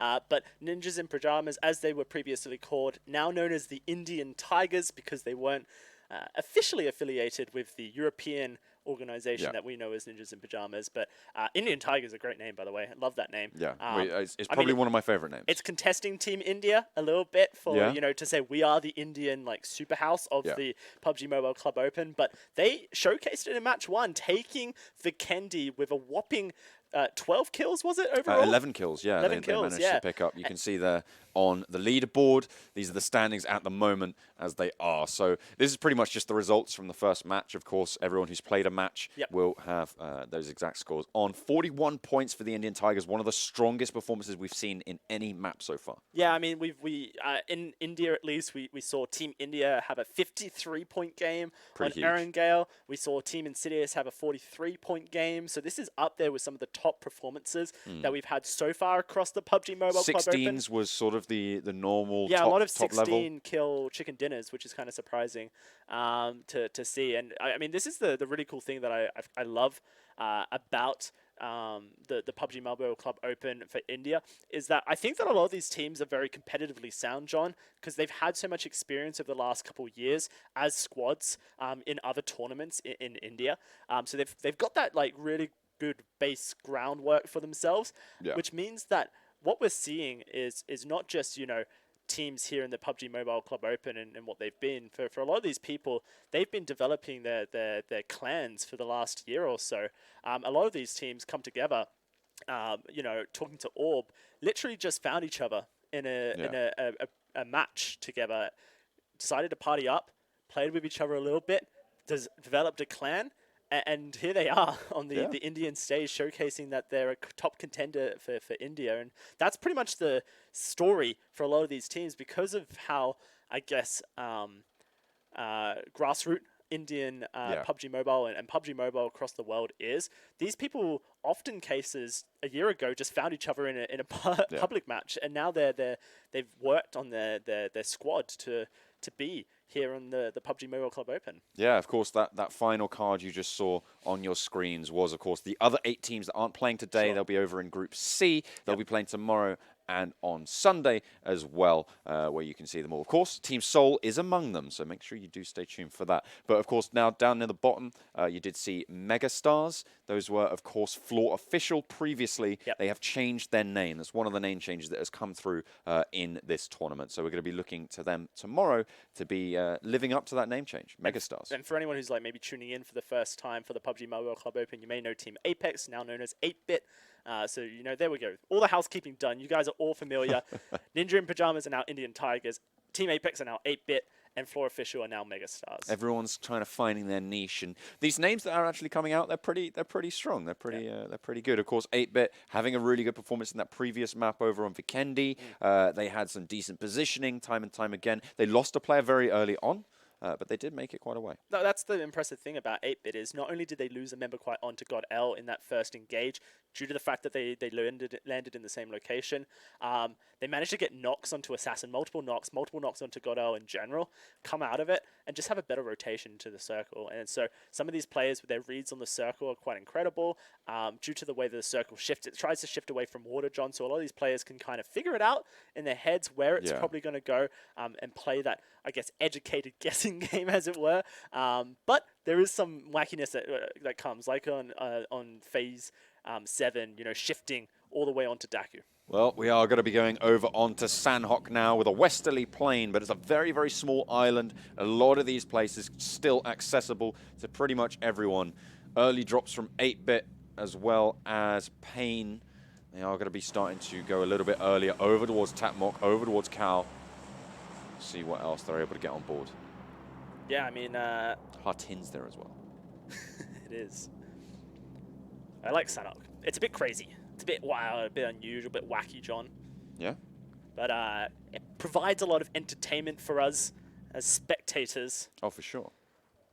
Very westernly playing, but a lot of these players will just dive over towards the east. And I don't know what's up with Sanhok here in India, but we've pretty much had replica phase 1 circles constantly on Sanhok here. And you can see it is shifted to the north. The next one will probably, most likely, shift towards that western main island over towards Paradise Resort, where we had one of our finishers. Yeah. It's something to note here as well is the Indian Tigers have had a very poor performance in general on Sanhok. They are the 30th strongest team in the group stages, from the group stages to be playing. They are one of the strongest teams in the tournament, but Sanhok really looking to be their Achilles heel right now. They only managed to score 5 points on it across 2 maps. That's incredible. What a crazy statistic. 30th over group stages. Yeah, of course it's a little bit less significant, obviously, given the sample size is only 2. Sure. There can be a couple of things that can go a little bit funny, but they need to prove themselves here, and this is the time to do it. Yeah, well, it'll be really interesting to see if they've identified that as a weakness for themselves and try to figure out what they can do to improve on it. It's very difficult, though, because of how small Sanhok is. It doesn't really... showcase a lot of consistent methods, but, you know, if you want to talk about teams that are top dogs, you know, with TeamINSIDIOUS, Team HYDRA here, have consistently done well for themselves here on Sanhok, and really it's just due to taking key locations for themselves and constantly, I guess, fighting it and breaching really well as a team. Orb, another hot drop to Ruins, they're going to be pretty happy with that, but you see GODL scouting them out from the roadside here, they start to shift their way up towards the north. That's a very southern drop there, all the way down in Docks. Yeah. For SKUL, that's going to be a very large rotation for them. What should we call him, by the way? The guy with loads of Y's in his name. Y? Yeah. I'm going to call him Y. Y? That's probably a good idea. I'll go with that. It's got uppercase and lowercase. Can I get that as a text alert? I'm just going to chuck that in on my Vivo mobile device. You have to shift it around, John, alert. because of the lowercase and the uppercase. That's some pro language skills for you. Yeah. No. I'm not sure that's language, No. my friend. I think that's something completely different. That's a negative. That's a Dowsy mating call coming on in, but the love taps going in over onto Thryja. Just a little bit from Payne, but he gets behind some cover. Not a lot of his team are there. He has a couple of bandages, a couple of stims as well, but Payne can flank. Okay. They're moving around just a little bit. Yeah, so Payne are trying to spread out here, trying to get themselves a triangle view. Dregger Nice going for the spray, and he gets it onto Anko here, which could get him out of trouble. Where's that but left and flank? yeah, it's Cold Blood coming to the wall. He should have an angle right now, and this could be very difficult for Dregger. Will go down, and they're going to try and flush him out, get the kill confirm as well, and that's going to be once more HYDRA losing a member quite quickly. This happens quite often to them on Sanhok and on Vikendi. It's kind of decent on Sanhok. Of course, Dryja just getting confirmed there. I'm going to keep saying his name wrong. Yeah, that's fine. That's okay. It's hard, John. Yeah. Dregger. No, Dregger. sound right. But in come the rest of the HYDRA troops. They're looking for a little bit of retribution Haha. to come on through. This Of is course, that's not Payne This retribution. is Payne No, I eSPORTS. It was close, John. No, I know. I was just giving you a little mental test. I like there it. There we go. Do I win? How's that? many points yeah, do I get? yeah, actually, absolutely. You get 1 point. Okay, I'll be keeping score over the weekend, John. Sounds Yeah, good. okay, well, let's see how you fare with the rest of the teams as well. Of course, Orb moving over near Ruins. GODL just a little bit off in the distance. Not really looking to crash over in boot camp. Looks like just coming soon is here. Yeah, wow. So coming soon. Lots of loot for them. Boot camp is just a loot haven here in Sanhok, and it has really good rotations for the rest of the map as well. So really good stuff for coming soon. Who is a top dog in India for sure. You know, they've placed well across the tournament, but they're not quite there when you can test them to the other teams. You know, 5th place is strong, and it's certainly a contender. But, you know, maybe just looking forward into the future a little bit, John. With the regional finals coming up, you need to be in the top 2 if you want to take it to the globe. And so that's where these teams are trying to bring their skill level up to that consistent top 2 of their region. Yeah, Vikendi consistently letting coming soon down, to be fair. Yeah. Placing around 22nd in the group stages on that map in terms of their stats. But at the moment, it's GodsReign. It is. Just biding their time. My- Not a lot of my these teams Achilles clashing heel. too early. Pardon? My Achilles heel, Yeah? GodsReign, Oh, yeah, absolutely. It's not God Rising, not God Rising. GodsReign. Insidious here at Paradise Resort, where they took a victory for themselves, a chicken dinner last time on Sanhok. Rip crashing here into GODL. No, into Payne Retribution there. Okay. They're just up the hill. They're no, just in a long range This firefight. is GODL they've taken out. Yeah. Yeah. Oh, okay. Yeah. It's just one member. It's just one member, not the entire squad. Which is interesting because GODL do this. GODL like to frag, but when they rotate, they sometimes just split up a lot. And that's how Assassin died in the previous match as well. So sometimes it works for them, I suppose. Sometimes it doesn't. Through the smoke. Okay, evil big fellas, we see you. And now they're going to push onto HYDRA. Bishma is down. Joker is there. There's a lot of smoke. Only the 2 of them are going to be ready to try and go for it. The res, I believe, is just going to get started, but there's the flank coming in. Joker tries to take a better position now. He's spotted him out behind the rock. He might just abandon his teammate. You can see Godkill in the meantime has also gone down. If Joker goes out here, this is HYDRA going up first. It'll be absolutely disastrous coming on through for them. You can see he's just making a run for his life right now. He is out of there. I'm not sure if he's going to survive. Spike's got a good angle as he crosses over on towards the hill, and now he's stuck behind a tree with Insidious coming on his flank. They've heard the shots from up the hill, and Cartoons has an angle onto Joker in just a second here. I think this is going to be HYDRA going out in 16th, John, and nothing they can really do about it. He's really pinned down at the moment, but Insidious might be the thorn in the side that they were looking for. Sure. That if Joker can just sneak away here, if he can hide, if Insidious don't know where he is, he might just be able to get out of it without them figuring out what's going on. Yeah, Joker just needs to play like a snake. Oh, the nade. No. Wow, Cartoons eliminates Joker and HYDRA out in 16th. Ooh, that's got a sting. A nice care package coming on in the Groza I think it's and already the been suppressor. taken. Yeah, so someone's already claimed it. Yeah, they should be able to get that one on board. I'm not too sure if that's still in there. No, No, it's just showcasing. Yeah. Oh, Retribution crashing on into Rip here. Going to be Patel going down first. Doesn't look like the position on the rock for Rip is very good. All bunched up whilst Retribution can spread out. Going to be difficult. There's the knock coming through. Only Legend left alive. No Sky's there as well. Yep, he's going to try and get Paratosh up. We'll have to see if he's capable of doing it. Here comes the push coming through from Pain Retribution, and that's going to be Legend going down. So Sky, Paradosh, the last few men standing for Rip, as Sky has to keep the angle alive. Diptake coming up, looking for the shots. The headshots not available to Sky, and that is going to be Rip official out in 15th. Ooh, nicely done there by Pain Retribution. They are going to be moving on forwards. You see ZFX just moving a little bit northwards.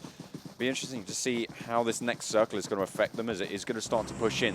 With the second circle just beginning to pop now, we're looking at these players to start to have to move a lot faster. Of course, the first circle gives you a lot of time here at the PMCO. With the way that they've got them laid out, that second circle onwards, that's where it starts to really crunch everyone together. Yeah, and this is something that the players have had to definitely adapt to, is the circle timings, because it's a little bit different from your regular pub matches, the competitive settings here. Retribution almost crashing into GODL, but the Retribution lads decide to push away. It is going to be coming soon now, pushing into this compound here. Can we get a map overview, please? I'd love to see where the players are all posted up here on Sanhok as the circle starts to shift up towards the north. Everyone's just biding their time. The expected crunch time of this, of course, just after that fourth zone collapses, that's where we tend to see a lot of action happening. Yeah, third to fourth on Sanhok especially. And because of the way the map is divided, it becomes very difficult. Orb holding against Coming Soon. It doesn't look like Coming Soon were ready for them. Certainly doesn't, but they might just be able to get something. They get the confirm over onto the Torpedo. The rest are coming soon. They're far enough away that it shouldn't be too much of a problem. DAKU get their hands on an airdrop, an MK14 going over to them. Yeah. Armor as well. CS have just disengaged. I mean, of course, they've lost a player. They're in a worse location for that fight. Taking fights early, not ideal in the PUBG Mobile Club Open.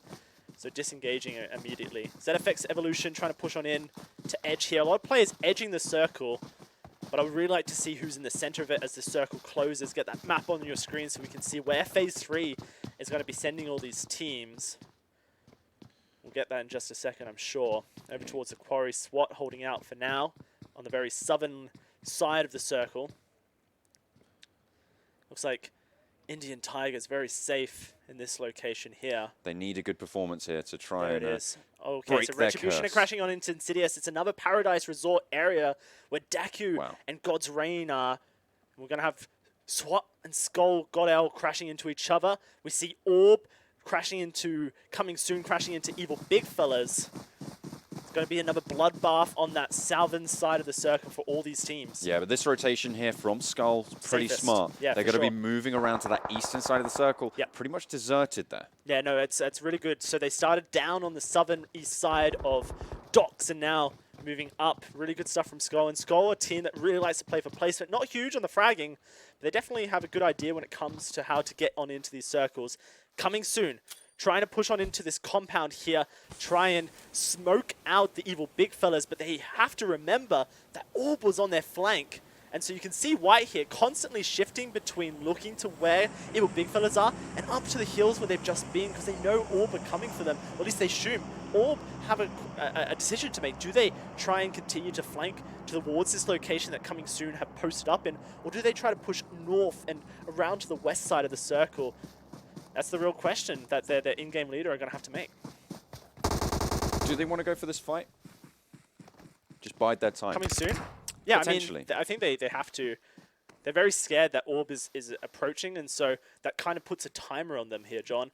And so they know that if they stay on this side of the wall, Orb have a shot onto them, but if they push on into the compound, then they have some safety. And so I think for them, taking the fight onto the Evil Big Fellas is the play. That flash, I don't think it's going to be super successful. Oh, no, it was an nade. Never mind. I eat my words, John. Yeah, that was a really nicely placed nade there. He knew exactly where Cave Sharko was. Another nade goes in. It's going to try and go for it. Maybe that was a flashbang. Oh, no, in it comes, but the damage is not going to go through. Cave Sharko just able to escape it for now. However, look at this infiltration coming in. I believe that's HYDRA. 8-bit. 8-bit, sorry, on the northern flank towards Insidious. Yeah, no, 8-bit have got the hill here. They've got the overview of this fight onto Evil Big Fellas and Coming Soon. Again, another knock coming in for Coming Soon. I think that was actually the flush, the confirm. Yeah, the flush, yep. It will go through. White, lovely couple of shots, just dishing on out the damage. Over onto Sharko. 3 players now apiece for both of these squads as 8-Bit has managed to make their way in pretty much safely. But there's a knock actually coming in from Orb. This is the flank you were talking about, Dowsey. Yeah, Orb know exactly where coming soon are.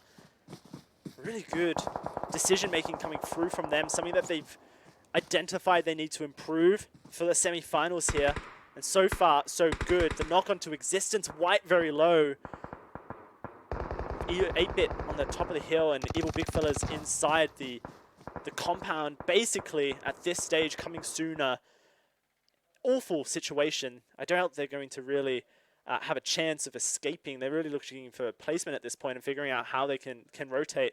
GODL, they've got a very small hut to themselves and a M249 with a pretty decent ghillie suit for the Sanhok map here if they were to pop the heads out.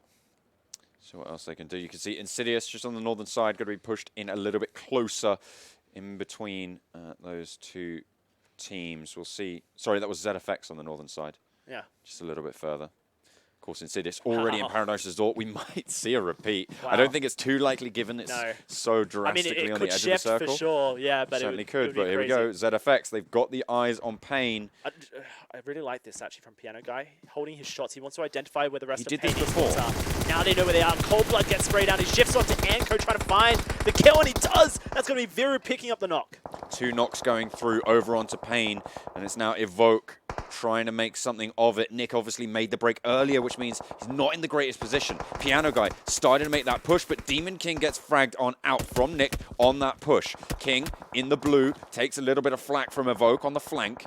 They do have a couple of meds. They should be okay for now. It's all on Piano Guy to make the play, and he does onto Nick here. That opens up all the possibilities for ZFX. They're going to be able to get the revive here. It's only Evoke that has influence, has agency in this fight. Really huge rotate from Piano Guy. And on the whole time, you've got Cold Blood going down on that downtime. A Piano Guy really, really good at biding his time. Gets 1 flush. There's a lot more to go, though, as he goes through it. But here comes Coming Soon. They are certainly trying to get something done. Piano Guy gets knocked out. It's Evoke to get it done. Yeah, and Coming Sooner on the flank here. This is disastrous now for ZFX, getting third-partied here. They're going to try and find the kills onto Pain eSports. Anko's still last man standing, but has to watch out for Coming Soon up the hill. ZFX have some meds. They're going to be okay in the blue for now. Looking to try and finish off the fight. They can get Anko, but they can't. The revive comes through, and it's going to be Nick picked up. Anko now pushing. The shots come through from above, and Demon King trying to spray on down here.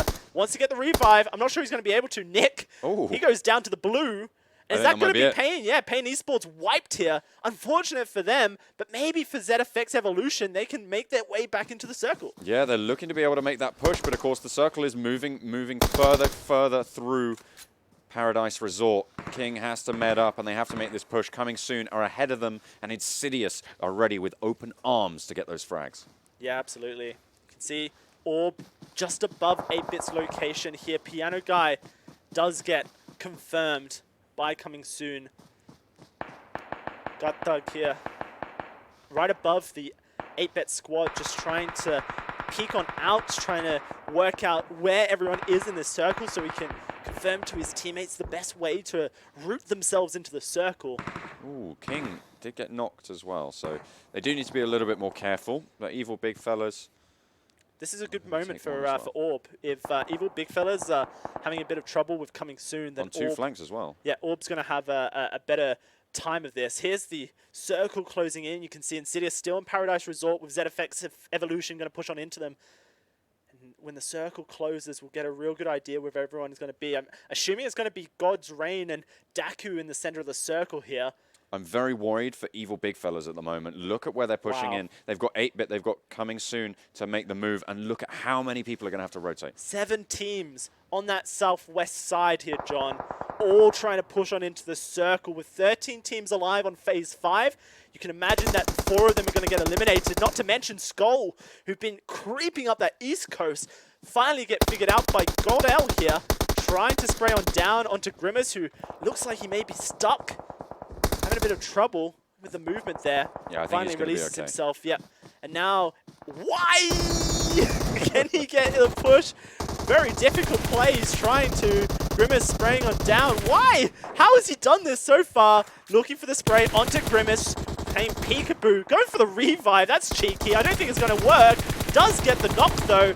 Trades his teammate's life. Yeah, they are going to lose one player, but GODL now, they're holed up in the hut. There's nades that can start to come on through, and they can start to make it happen. Are they going to be able to zone them away, or are they just going to go for the sprays instead? Not too sure on that one, but the western side's heating up as well, as you can see in your picture-in-picture. In the meantime, though, SKUL, they are going for these sprays. The circle is going to push them in. Everybody has to make this move, and SKUL have the advantage. Yeah, SKUL do... Well, no, GODL have the advantage for now, I would feel. Inside the building. Yeah, but they have to move out the blue. It pushes SKUL to them first, so if they want to hold up, they can. Orb are in a bit of trouble here. Oh, wow. Yeah, no, okay. SKUL actually rotating and just leaving wide to find frags here, being a distraction play. It's working out. That's Orb eliminated in your picture-in-picture by the blue. In fact, blue just claims their lives, I think. The rest of the teams on this West Coast struggling. GODL trying to push on out, but like you mentioned, SKUL do have the advantage. They've got Jonathan into a good possession. Philo gets knocked, and he can run back into the blue, pick up Y. No, he's just going to leave him. Sorry, Y. Unlucky. GODL eliminated as well, I believe in 9th place. They are going to go down. Look at that shifter as well. Everybody from that western front, they have to move yet again. But Indian Tiger starts to come on through, but GodsReign is there ready waiting to receive. The flush goes out, and they are going to be able to get it, but it's traded back. 8th place for GodsReign. Not too bad for them, but Indian Tigers once more very strong here. Contested by DAKU in these huts. We'll have to see if that fight does come through. That is going to be Retribution wiped by 8-Bit on the western flank. SWAT behind 8-Bit and putting up a bit of trouble. Insidious still very strong in their location on the northwest. Not too affected really by any of these shifts due to the fact that they land at Paradise Resort and hold it. 8-Bit. They roll it on down towards SWAT. Deepak already going down. The rest of his team very, very low, having to move as well. This is a difficult rotation for both of these squads as they continue to clash. Ted gets knocked on out by Jalaj. And there's a long-range engagement. Rain could find something, and a lovely spray. Tries to go for the trade, but they're out. They're out and done. It is SWAT to pick it up. 8-Bit fall in 6th. Very good stuff coming through from SWAT here, trying to shift their play towards the top of the group stages. Look at Jalaj. He's just trying to crawl in. He's down, but he's not quite out just yet. Original and Rain to hold it through. Rain in the blue still just creeping on up. He's going to jump on the motorcycle. This is a crazy play by Original. I don't think it's going to work. Oh, my goodness. He gets out, but the spray comes through all the way from the other side of the circle. Cartoons to lock that one down. Down to 4 teams here. SKUL, Indian Tigers, DAKU, and then, of course, the team Insidious. Oh, dear. Crashing into Indian Tigers. Yeah, look at Insidious. I was going to say they are just going hell for leather right now onto the Indian Tigers. DAKU, again, lucky with this circle shift. SKUL, again, Jonathan taken out. Now it's just Ashish left to go for his squad to see how high they can place. But we're down to the final 4, Dalsey. And not only that, DAKU with the circle reads 2 maps in a row, and they have been on top of it. Constantly finding themselves in the circle, really helping their placement here so far in the semi-finals. And with 4 members still alive, the strongest squad as well out of these 4 teams, Insidious, they're struggling to find circle because they have to push through Indian Tigers. SKUL, well, actually probably in the best position to contest DAKU, but DAKU know exactly where they are. Indian Tigers looking to break their Sanhok curse, try and get a little bit of a better performance on the cards. Insidious, though, they're looking to try and maintain their strength, and that was a bold push. Not really going to pay off too much either, as Indian Tigers just get shredded as they try and make that rotation. Not going to work out well for them. Just Mavi up. Yeah, Insidious actually find themselves in the circle here. Taking one of these compounds, SKUL do get eliminated. 4th place for them. 4th place for them. 3 teams remaining, Indian Tigers, Insidious, and DAKU. And it's going to be the sprays coming through from the Indian Tigers and Insidious over towards DAKU, who we thought were the strongest team in the circle, but they're currently getting 2-manned by Insidious and team Indian Tigers here. See what they're able to do. A little bit of respite now. They still got circle, though. Crazy 30 seconds now until the shift goes again, but Mavi just trying to hide on out. Can they even get out there? Is there a window for them to escape? Are they just going to try and out-heal? There is a window, but you have to ulted is the issue, and of course that locks you in animation. Mavi will be the sacrificial lamb, Sam the one who's going to be holding back. The sprays are coming through from Insidious, and they're wiping DAKU out. Only one man standing for DAKU, and the push comes through from Cartoons, wrapping around the corner to get on into the circle. Huge play by Insidious. This is exactly what Indian Tigers are waiting for as well. If DAKU go out, they get that second place. It would be absolutely huge for them. DAKU, again, getting taken down. You can see the heels starting to come through. The spray, the cover, it's just not going to go well. Mavi falls very, very quickly, and it's going to be Insidious to try and make this push. Yeah, it's only Lancer and Sega alive, and Insidious have 4 members here looking to push on into the compound. Actually, I think DAKU might have to come to them. Insidious once more owning the circle. Smokey with a knock on to Lancer, leaving only Sega left alive. Here comes the Insidious squad to wipe out DAKU, and they take the chicken dinner on Sanhok. DAKU doing the work, but at the end, it wasn't quite enough. Those circles giving them everything they needed, but they couldn't quite make it happen. And Insidious, again, able to top out the leaderboard. Second place over on Vikendi, and now they get themselves that chicken dinner over on Sanhok. Beautifully done. A bucket of kills as well to go with that meal deal. Oh man, Insidious are really putting up a case for themselves. They want to be considered the top team in India. Top performances coming through from them. And again, have to praise SKUL and SWAT though. Some of the teams on the lower end of the group stages on Sanhok with some really smart rotational plays and frags as well, John. Really showcasing that the teams that haven't been making it into the top are starting to shift towards it. And I think that's really the story of SWAT at the end of the group stages, starting to put up some really strong performances. Yeah. The last match on Erangel, they came third, just off memory. And so we're going to have to keep our eyes on them because they could be a real contender for the rest of this season. Yeah, let's take a look at some of their highlights as well, as we are going to be going through. Of course, HYDRA, they did have a decent performance there. It wasn't quite as strong as we would have come to expect from them, but you know, it's fine. They still get some points on the board. They still do a little bit more. They'd go out. No, wait, hang on a minute. That was HYDRA out in 16th. Yeah. That was this map. Yeah. No, shocking stuff for HYDRA. Yeah. I take back what I just said. That's fine. That's fine, John. Like, HYDRA usually on Sanhok doing really well for themselves. But they just got caught in rotation time and time again. Seeing some of these shots coming through from SWAT, just picking off people at range. SKUL as well. This play from Y actually really good as the rest of his team rotated up north to get position in the circle, leaving GODL in the blue and in trouble as well. Wow, the peek from Y just onto the leg. Talk about breaking a leg. Yeah, that's the ankle breaker going in. Yeah. And it was really, really surprising once more to see DAKU reading the circles quite well. Call it luck, call it skill, call it intuition, whatever you want. But they've done it twice in a row now. If they make it a third, then I'm starting to think less coincidence, more just really good decision-making, in-game leader skills coming through from DAKU. Insidious, though, they're not afraid to push out of compounds, and this is what's setting them apart, I think, from the other Indian teams when it comes to these clutch moments is, yeah, they'll find a compound for themselves. They'll hold really strong key locations at center of the map if they can, so they can have that advantage over their opponents. But when it comes to making those do-or-die decisions, John, in the moment, Insidious are happy to do it. And so far, it is just played really well for them. You can see once more Insidious with members all across the top kill board here. Lots of damage as well coming through. The damage leaders, 1,000 for A and B. Fantastic stuff for Retribution, but they didn't quite get the placement that they needed here. It's all about Insidious getting that for themselves here. The kill leaders coming through as well. Cartoons in fourth, with 4, I should say.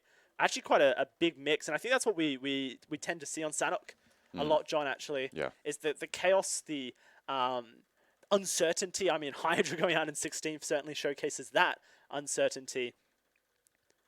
And at this point, I'm enjoying to Sanhok for more of the understanding of what teams are good at fragging. Yeah.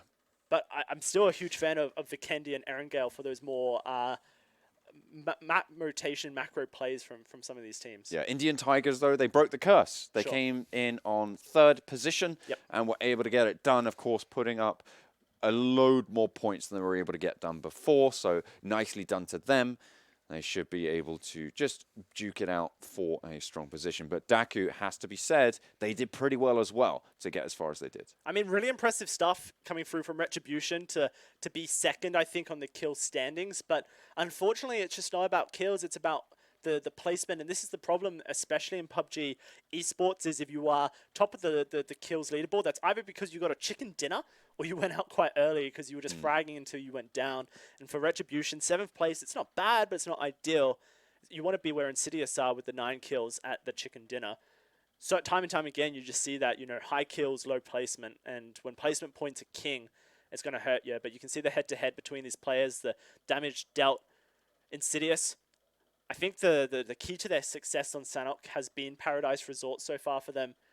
Very consistently holding that location, and because it's so central to where a lot of these zones tend to favor on Sanhok, they've got the safest rotations, and if it does, God forbid, land on Paradise Resort for these professional players, well, they're already there. Yeah, we saw what happened then. Yeah. Previously, of course. I mean, they probably had like less than 1,000 distance traveled in that game. That was pretty crazy. I mean, once they got there, yeah, they were just able to hold it really, really strong. Yep. And came out on top. But again, in that game as well, we just saw they were just able to sit there for so long. A very, very chill game. We saw it from HYDRA in the first time around. Obviously, the circle just moving to them. DAKU getting those late game shifts as well in their favor. But in the end, it was, of course, Team Insidious. Yeah, Team Insidious with the bold pushes as a squad, once more showcasing they're the top team here in India, and they're wanting to top the semifinals like they did the group stages. Yeah. If you want to be checking out some of the best kit on the market, of course, you can check out Vivo, the official smartphone of the PUBG Mobile Club Open 2019, and get on board with those pros. Yeah, especially if you want to top the scores in PUBG Mobile. And of course, if you want to see who's topping the leaderboards in the PUBG Mobile Club Open, head on over to the website. It's clubopen.pubgmobile.com. All the standings, news, highlights posted there as well. And you can get to know the rosters, get to know all the different regions competing to try and make it to the global finals. And you can head over to the PUBG Mobile eSports YouTube channel as well, where you can go ahead and subscribe to keep up with all of the action, all the highlights across all of the regions. All the live streams in multiple locations and languages as well. This one here in English. Hello, if you're listening to us. I'm sure the Hindi stream is live as well, but we love the fact that you're joining us here this evening as well. And fantastic stuff for India. We've had 2 matches on Vikendi and Sanhok. It's always wild, but we are going to go over to Erangel next, which is a little bit more stable and where that competition really heats up. Exactly. We're going to be going back to basics, and when we get there, we'll be seeing who has those strong fundamental foundations. Don't go anywhere. We'll be right back after the break.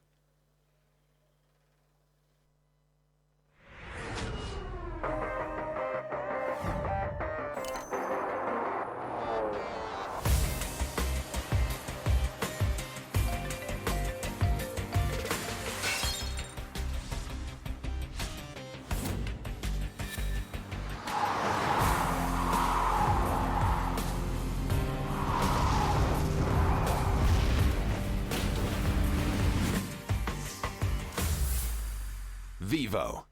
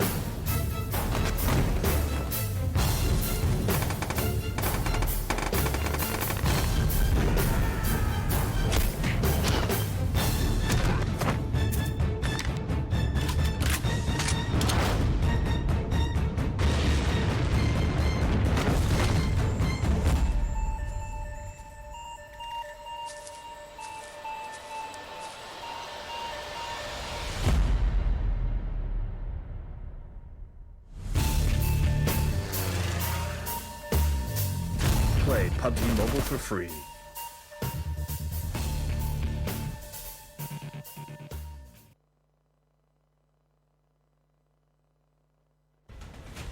Zombie, Darkest Night, the newest mode in the zombie universe, is here. This time, the rules are different. No more parachuting, as players will be placed at random locations on the map when the match begins, and there is no single winner. Players must work with their teammates to spend one long night in the match and stay alive until the sun comes up. Waves and waves of zombies will spawn during each of the 3 foggy periods at night, and supplies should only be scavenged when the fog fades.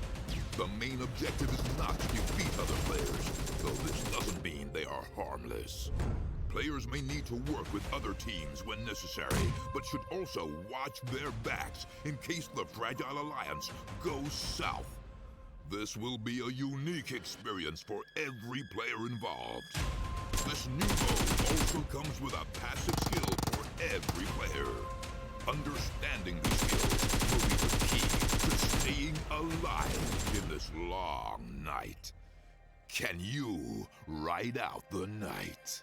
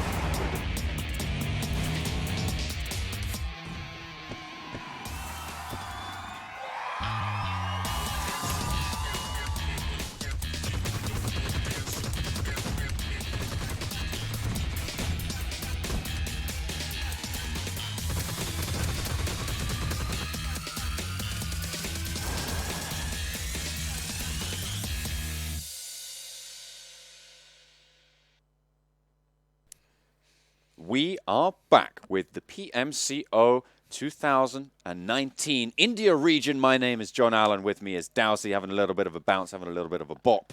And we're going to be bopping on over into Erangel next. Erangel next. It's my favorite here in the PUBG competitive scene because everyone knows what's going on. I'm excited, John. Let's go. Semifinals, dude. It's where things... We're doing our running impressions? Yeah. Yeah? I'm doing the twist. Oh, you're doing... Okay. Yeah. You're just enjoying the chairs a little bit. Yeah, to be fair, though, we have been having a little bit of a twist over in the standings as well. Because we're going to be talking a little bit about DAKU and their performance previously. They came second, they came fifth, and they came second and fifth in the past 2 maps. Sure. And they came 22nd. They came out of groups in 22nd in a very risky position. Right, 22nd. It's only 2 places away from the bottom of the pack of all the teams that made it into the semifinals here. And so when you consider that a 22nd team is now fighting it out in 3rd position overall after 2 matches, that says something a lot about DAKU.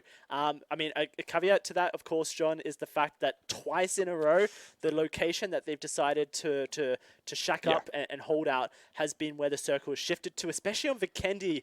If you could call that wicked northeastern shift to the circle in phase 7, phase 6, then I mean, impressive. Please, teach me your prediction skills. But that's twice in a row now. One of the things that I consider is, once might be coincidence, twice, maybe coincidence 3 times in a row. Okay, now I'm looking at you. So heading over to Erangel, for DAKU official, if they can get another top 5 performance on the board, then maybe we have a team that's put in a lot of work in between the group stages coming into the semifinals. We'll be certainly keeping an eye on them as things progress. But now moving down into the bottom 8 of this first day's participants. Of course, you've got quite notably in 11th coming soon. A very, very strong team from the group stages, I believe qualifying in 5th position. And they have had a real shocker of a day so far, only racking up 18 points. A lot of teams that we would have expected to be beneath them, definitely rising above. You can also see a couple of the teams at the bottom. They do need to start picking up their feet, or they might just get left in the dust. Yeah, I mean, Pain Esports struggled in the group stages, and they're in 16th position, which is the lowest position of anyone who has points right now. GODL and Orb as well, not doing so hot. Coming soon and Evil Big Fellas are kind of the surprising ones that we're seeing in the bottom of the pack here, John. But potentially it's because that they favour Erangel more. Erangel going to make up 2 of your 4 matches every day. And so if you're solid on Erangel is... I mean, if you're playing in PUBG Mobile Club Open, you have to be solid on Erangel. Yeah, if you play absolutely. PUBG competitively, it's half you of have the to be entirety solid of the on maps. Erangel. Yeah, for sure. This is just a rundown of the teams that haven't played today. This is Group C, so we'll be seeing them tomorrow. Yep, so ISO, PixL Spades, Team India, the Brawlers, Team Seoul, and the rest of the lot will be here tomorrow for some PUBG Mobile Club Open. Oh, yeah. I'm looking forward to seeing Team India again, the Brawlers as well, see what they bring to the table. I know that everyone at home is looking forward to seeing Mortal and the rest of Team Seoul duke it out. They had a slightly disappointing group stages, John, but of course there is that shift that a lot of these players are making because the rule set says that you have to play only on mobile devices. You're not allowed to use tablets. You're not allowed to use emulators. And some of these players from Team Seoul, Mortal was one of them, have been gaming on tablets for as long as they've been playing PUBG Mobile. That shift to mobile device is quite difficult, and so you have to really adjust your stance and your hold, all that kind of stuff. And they've had a couple of weeks now on it, so maybe they're starting to get to grips. And for Team Seoul, they can put up some solid performances because in the past they have won tournaments as well. So you kind of hope for them and their fans and the people who are backing them that they can make that shift. Yeah, and of course another team that we're going to be looking at from that next group, we'll be looking at them tomorrow. Maximus Alpha, of course, getting in by the skin of their teeth due to the ruling on the tablet use by one of the AKHP members. They unfortunately, AKHP didn't qualify. I mean, it's really important because I see people constantly asking, can you use emulators? Can you use tablets? No, you cannot. And these teams are getting punished for it. Don't even try it. I mean, AKHP. I'll spot you. You'll spot you? It's John's the one doing it. He's got himself his own. I'm going to be sniffing your packets. I'm going to be checking your connection to the server. If you're not using a verified mobile device, I'm going to be taking your points. That's what happens.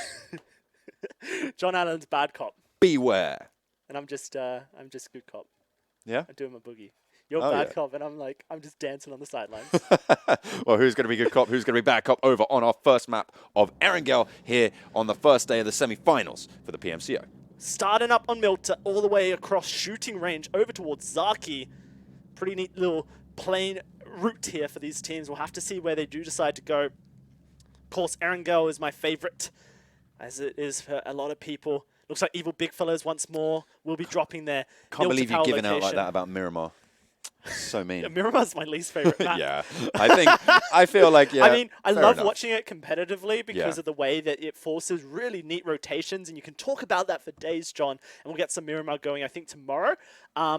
However, as far as playing is concerned, I will not queue up on Miramar. Evil Big Fellas constantly going to Milta Power and mini Milta here. Looks like ZFX and GODL once more taking their actual Milta location. Lots of players crashing into Yasnaya as well. That's going to be Pain, DAKU, and GodsReign all up towards Yasnaya. And look at this 8-bit. We know that they like to drop down in Pachinki and try and take control of it, but it looks like they've got coming soon coming with them. Yeah, and HYDRA also, usually landing in the southern western side of the map, Primorse Quarry Ferry Pier, but they've shifted. Looks like they're going to be going towards Ruins, or maybe they're going towards Gatga and just making a long drop for it. Very northern circle here.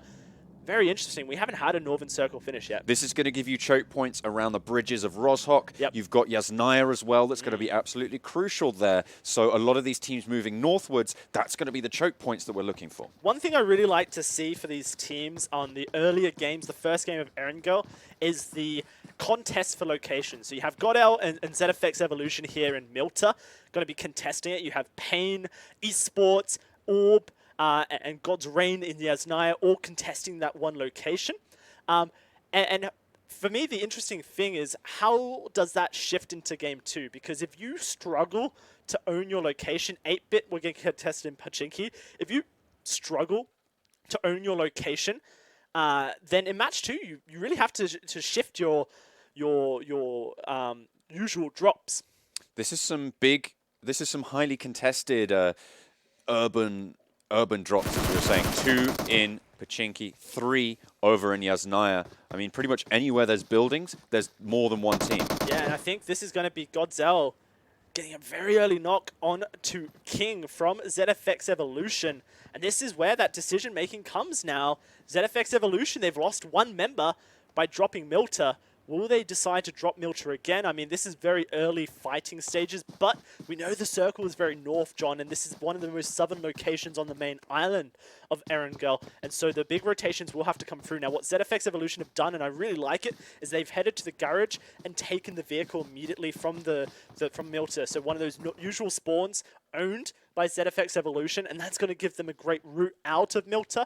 And for GODL, they're going to have to look around and maybe panic a little bit as they try and find their vehicle. Seems like 8-bit, though, they are going to give coming soon a little bit of Pachinki to just have a little bit of loot from. They are going to be doing okay. So there's plenty of loot for 2 teams in Pachinki, so it shouldn't be too much of a problem. Obviously, GODL, they have lost a little bit of damage going over Assassin.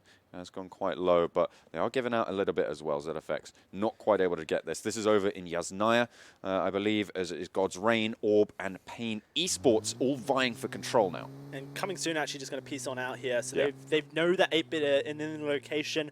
If anyone's been keeping track of the group stages of the PUBG Mobile Club Open, 8-bit have consistently dropped Pachinki and won it every time as well. Yeah. For coming soon, we talked about how they're having a pretty rough time as far as position is concerned, really low in the pack.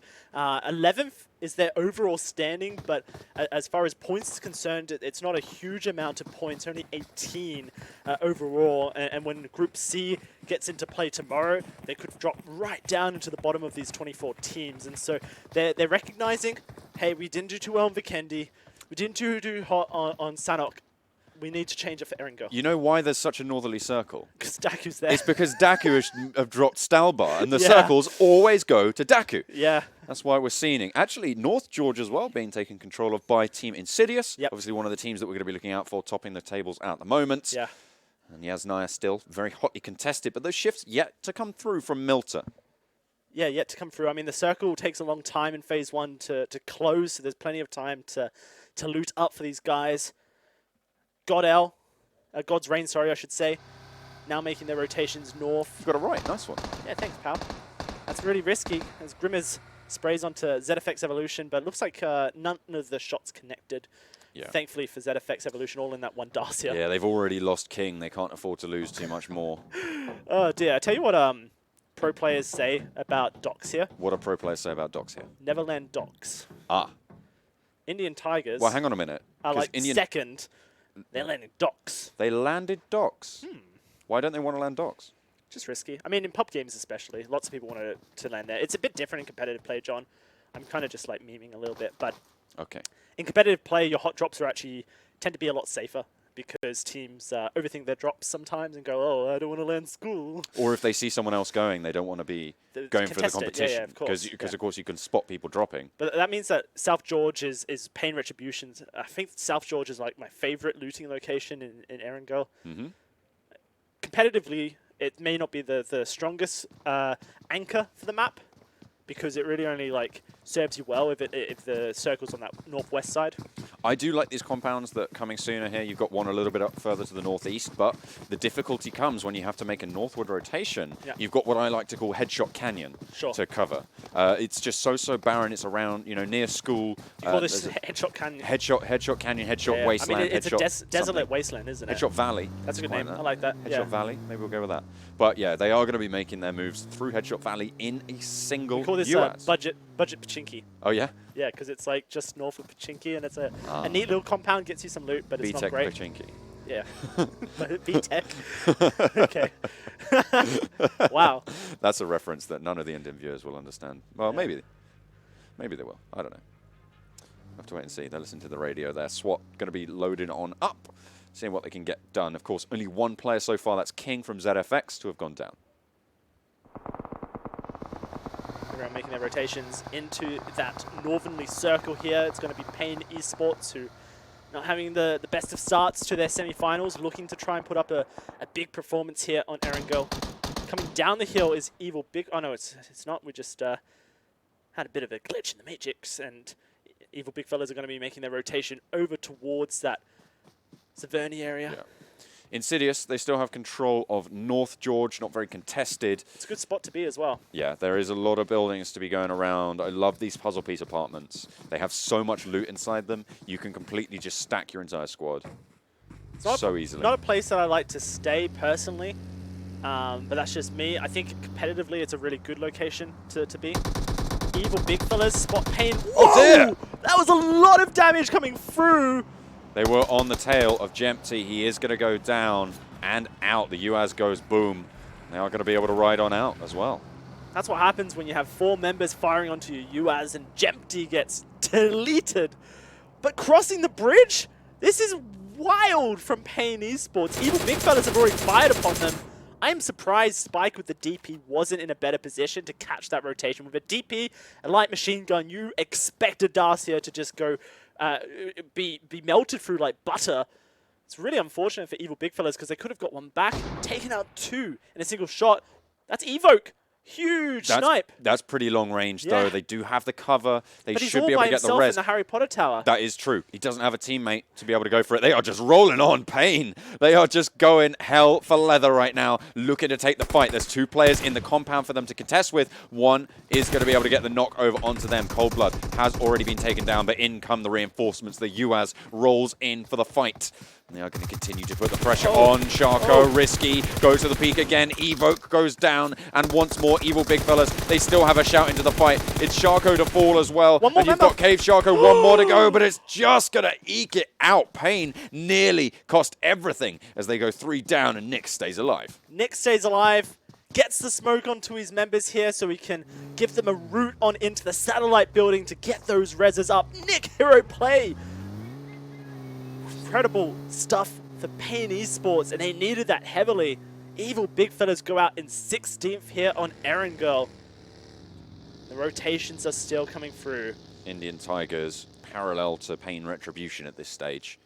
This is a really, really interesting location to fight. We see these circles quite often in competitive PUBG, and it's really difficult. This location up here, that GodsReign is a favorite for a lot of players by the hangar at the top of these hills just south of Saverny, where Pain Retribution wanted was this little compound down here that the Indian Tigers have claimed very quickly. But the issue with this compound, whilst it's very strong, it's an anchor to many circles, John, it's very difficult for the players to hold because it's in the middle of the valley, so everyone has height advantage on you. Yeah, A and B just getting knocked as well. The rest of the team shouldn't be able to make the break for it. They are just going to have to try and hold on. I don't think A and B is going to be saved here. GodsReign have the Overwatch. There's no way they can make that push back. Oh, no, A and B is toast, unfortunately. Burnt toast for Pain Retribution. The hangar will be theirs, though, and GodsReign, they're trying to secure some shots over towards Retribution. They can't quite see A and B. I'm surprised they're smoking A and B here. Maybe A and B... Maybe I've written A and B out too quickly. I don't know. Interesting choice for Pain eSports to take that Harry Potter tower. It's an unfortunate position for that airdrop, of course, the orb. Very impactful here, but HYDRA lose a player early, as they are wont to do. I mean, Trigger just keeps being the first to be knocked here, John. It's really unfortunate. Oh, GODL, they just got eliminated. Okay, I see that. Oh, big wipe onto GODL. But there's a knock as well coming through. 8-bits start to roll into the fight, and Orb are under pressure. I mean, one thing that Orb really struggle with is they feel like they were constantly getting third-partied every match. And yeah. I mean, the curse remains true, at least for them in their minds. HYDRA have managed to take the top end of the circle for themselves.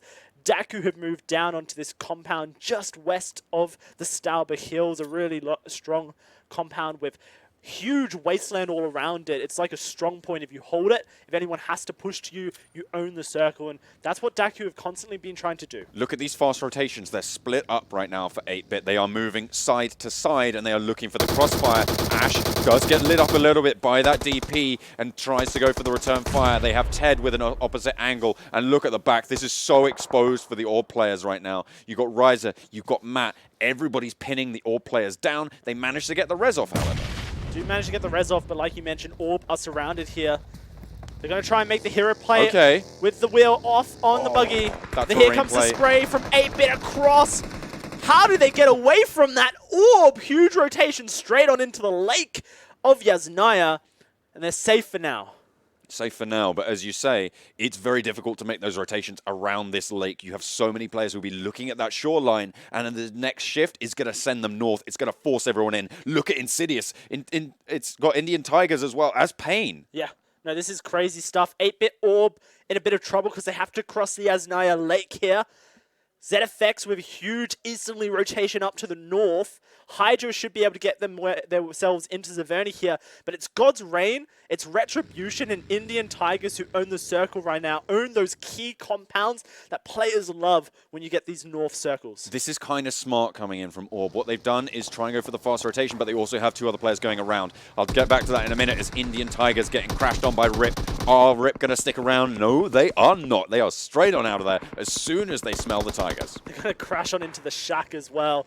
4-man in a shanty shack, having a bit of a party.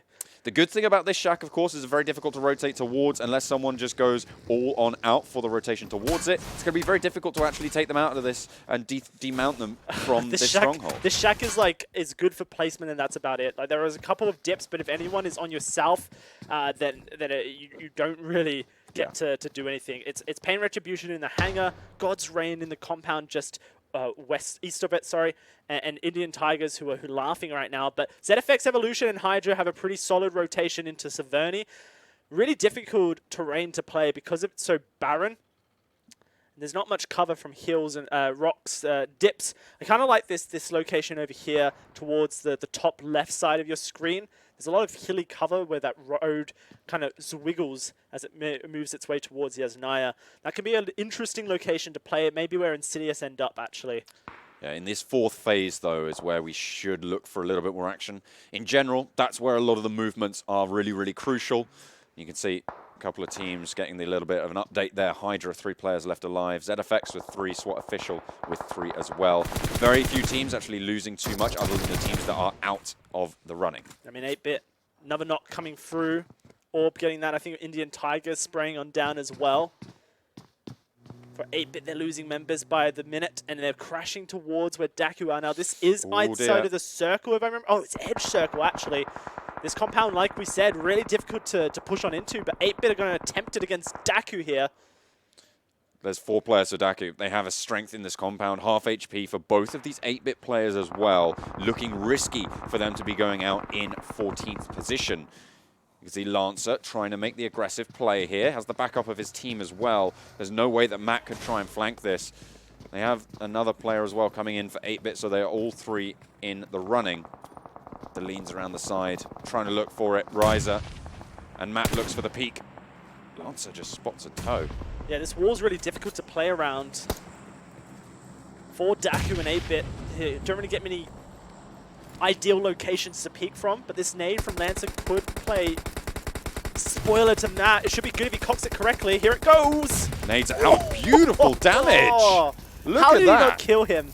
So close. A sliver of health left, and their vehicles are getting blown up as well. Ted is going to get the headshot, though, over on to one of the DAKU players.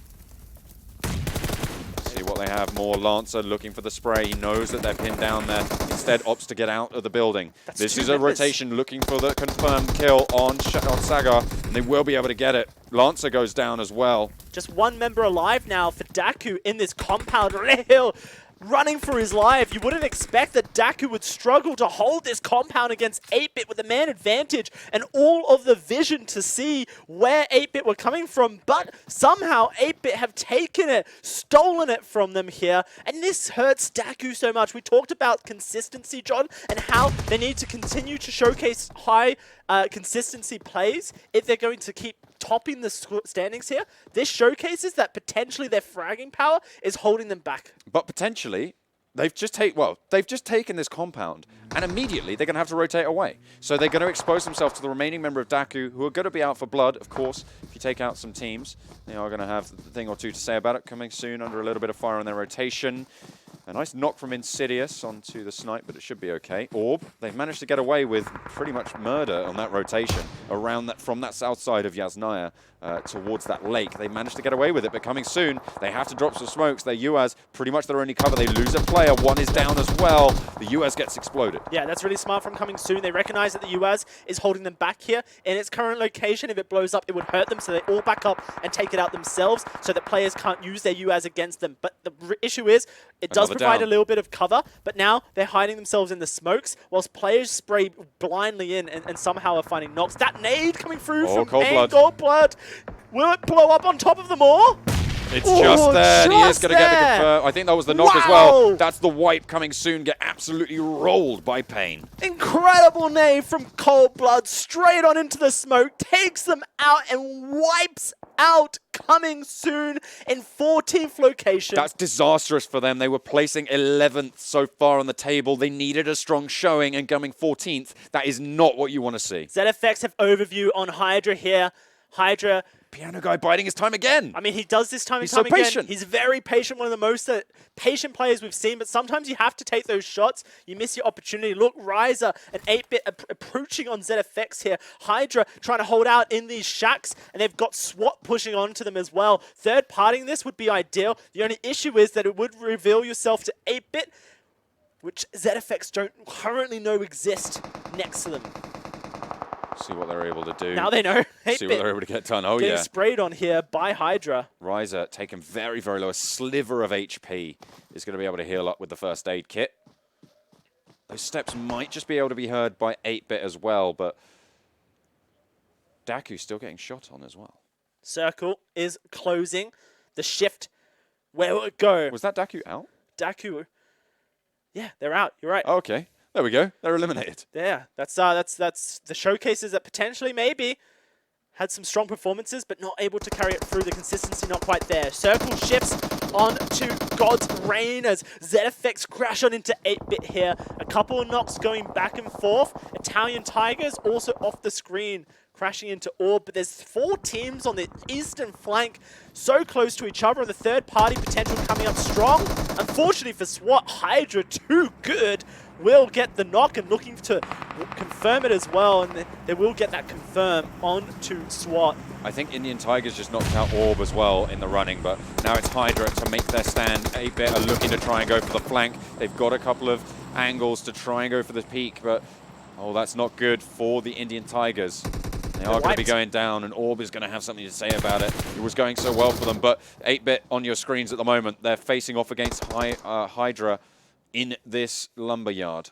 Yeah, Joker currently knocked. Bishma looking for the res here. Ted, Matt, and Riser going to take this moment of respite to push on out, but this is a difficult location to run. You have to hope that Insidious can't see you, SKUL can't see you, ZFX can't see you, because it's basically a push of death. You can see the smokes trying to help them out. ZFX crash into SKUL here. Piano Guy trying to do his best to keep his team alive. Only one man standing for ZFX, one man standing for SKUL as well. Ashes versus Demon King as Demon King looks for the res, and it's, there's the blow up. Insidious and GodsReign playing spoiler here. The push comes through for ZFX, backup coming in. Can they keep themselves alive is the question as they get the confirm onto Jonathan.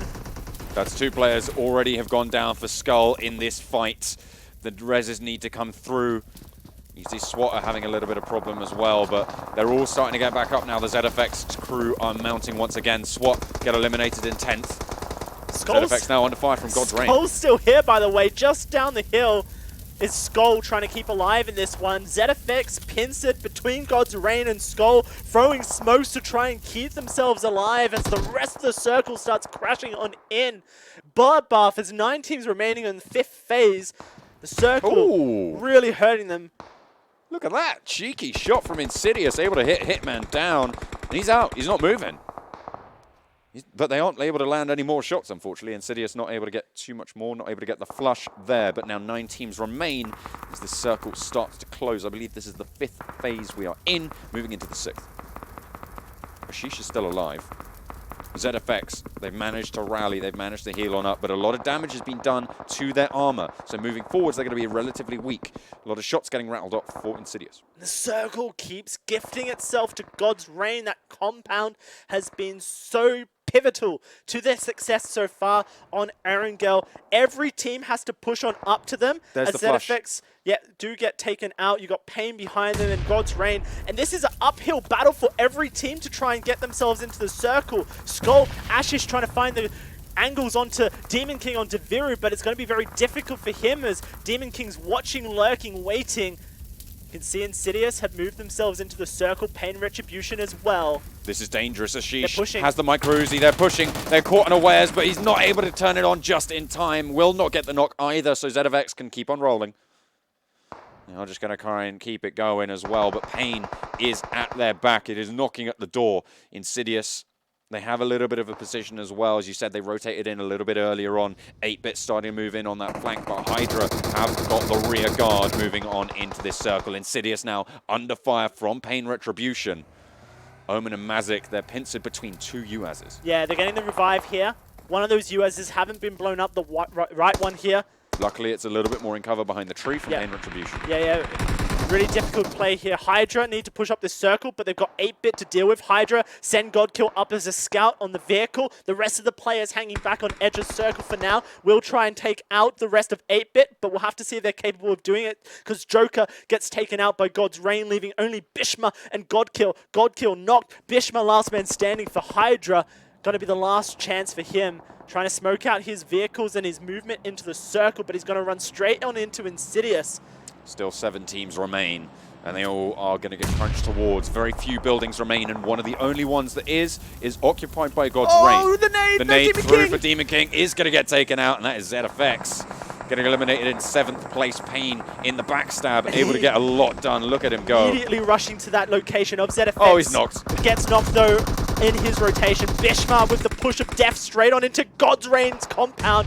Bishma still alive somehow. The vehicle on fire, but he gets wiped by GodsReign. 5 teams remaining. It's Pain, it's Retribution. Both Pain teams in here. Insidious, GodsReign, and 8-bit, your 5 teams, and the circle continuously closing as we move on into phase 7. This next circle is going to decide the entirety of the rest of this game. So looking at who's left, you haven't got too much strength, but if it goes over onto GodsReign, they are going to be so strong. Retribution, take a nade. It's going to go right next to the shack. It's going to land inside. Oh, what a huge nade! Triple knock! Retribution just getting absolutely decimated by Nick. Sister teams fighting and sibling brawls here on Erangel as Pain Retribution take one from Pain eSports. Circle shifts once more up to the north for GodsReign, who once more hold the compound, and everyone, John, has to move on up to them.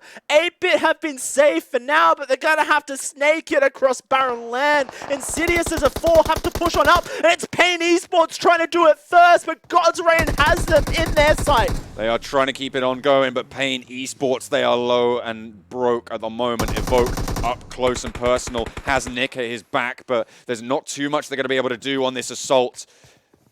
Really, GodsReign are so strong right now. Their armor is going to be so plentiful, their helmets as well. Everybody else has been fighting tooth and nail for every single inch to be able to try and edge into this circle, whereas they've just been able to sit nice and safe, maintain those meds. And Retribution somehow get the reses, but Hitman will get taken down. It's A and B, and Patel last man standing as they snake their way up towards the GodsReign compound. 8-bit edging on into the circle as Insidious climb up the hill as well. Pain eSports with 12 kills. Let's note it because they need a huge performance right now. We'll have to see if they can continue to stay alive. Nick getting pushed by Patel gets knocked. It's only Evoke left alive trying to contest for this satellite building. It's going to be Insidious sprayed down. Nick confirmed. 8-bit haven't been spotted yet, I don't think, by Smokey, who's trying to get the res onto Cartoons, but Ted's trying to find the angle. There it is, finally. GodsReign spot out 8-bit. Only one man standing. Ted spraying on down into the building, trying to keep their efforts alive as these 5 teams close on in Phase 7. Pain Retribution smoking themselves up as well. They're trying to stay alive into the fight. It's very, very strong right now for GodsReign. Insidious, really the only ones who can challenge them. They've got a little bit of a wild card in the form of Ash over on 8-bit, obviously, on that eastern front. But at the moment, Insidious really have banked on this rock and their UAZ formation going into the zone. I'm not expecting Ted to be able to... Sorry, is it Ted or Ash? Ted, yeah. Ted to be able to stay alive him as too well. much You can longer. see the markers going through. I don't think Ted's going to make it too much further. Phase 8, where's it fallen? I'm not sure if it's still open here for GodsReign. It's hard to say. Pain You can see Retribution the starting spray to go. on towards Insidious as Insidious trying to return fire onto Patel. Somehow Evoke for Pain Esports has managed to stay alive. But this whole time, GodsReign have just been so safe. Yep. Time and time again, they can just peek back in. You can see you've got Tisk right at the front, just being able to just dodge around those windows, make sure he's nice and safe. You see the smoke starting to come out from Insidious. They might try and make this push, but Ted is still alive and kicking. Patel goes down to GodsReign. AMB now the last standing for Pain Retribution. There is very, very little that a lot of these teams can do. It's going to come down to the clash between GodsReign and Insidious. 8-bit are out. Insidious trying to stay alive. AMB finds Evoke, returns to favor, but he gets wiped. 2 teams remaining. It's Insidious now pushing on to Insidious. Cartoon's gonna lead the charge. They want to take GodsReign out, split between 3 houses here. The 1-story satellite and 2-story John. Twister is the crucial man here for GodsReign. He is the linchpin of this. If they don't expect where he is, he could take down the entirety of this push. But Insidious need to be coordinated, and they go for it. Cartoons breaches through the window. Tisk looking to try and challenge, looks for the shot, but it's not coming through. Smokey not going to go down. Mazik on the rear guard gets a little bit of tickle damage. There's a knock going down onto Manu, and they've started to move it forwards. Cartoons now spraying in with the M4 into the window. Twister takes a lot of damage, and they still continue to go for this push. Insidious don't need to make this push, John. Phase 9's about to open. Of course, the circle's going to close, and that's going to push GodsReign out of their buildings. What Insidious need to know is that they can hold their position, and they're going to have the premier location for GodsReign's push. Only Tisk going to be in the center of the circle, which could lead to a heal off, but for now, Insidious have circle. They have the pressure. Tisk looks for it, but he goes down. That's disastrous for GodsReign at the moment. Sorry, beg your pardon. That's fine. The question is, are they going to go for the heal off? No. This is the thing I'm thinking at the Manu moment. maybe on the stairs or Ashes. They have to push out. It's going to be Ashes going for the heal off here. He's going to keep his location. Insidious are rounding around. Tisk is knocked. Ashes gets knocked. Twister is the only man standing alive. Trying to push out. Manu is in the building, but he's going to get pushed by Insidious around the corner. Here comes Twister. Trying to find the spray down. Can he get it? Going for it. Omen gets the knock. And Insidious get back-to-back chicken dinners on Erangel. They are on fire today. They are lighting everybody up who's in their path. No one can stand in their way. Look at that kill count too. Huge numbers coming in from Team Insidious. They have had such a roar of a day, and I don't think they're going to stop there, Delsey. No, at all. Insidious climbed 12 positions on week 2 of the group stages to claim top dog spot. And here on match 1 day 1 of the group semifinals, Insidious with 2 chicken dinners and a top 3 performance as well on Vikendi. It's incredible stuff from Insidious to just showcase once more that they are the team that wants to own the Indian region. They have done so well today. Their rotations, consistent. Their pushes, well coordinated. You saw how dynamic and aggressive and decisive that final push was. We saw Cartoons move up with the Darcia. GodsReign didn't really know what had hit him. Mind you, GodsReign, they have had a really decent shout, and they needed it. They weren't doing too well so far today. They came in second, and let's take a look at some of these highlights. See this here as the rolling death squad and vehicles from Pain Esports wiped 8-Bits member immediately. But it's really those late game pushes that were so special here on the first match of Erangel today. The way the teams pushed on up towards GodsReign's stronghold, which they took so early on into the circle, was very impressive coming through.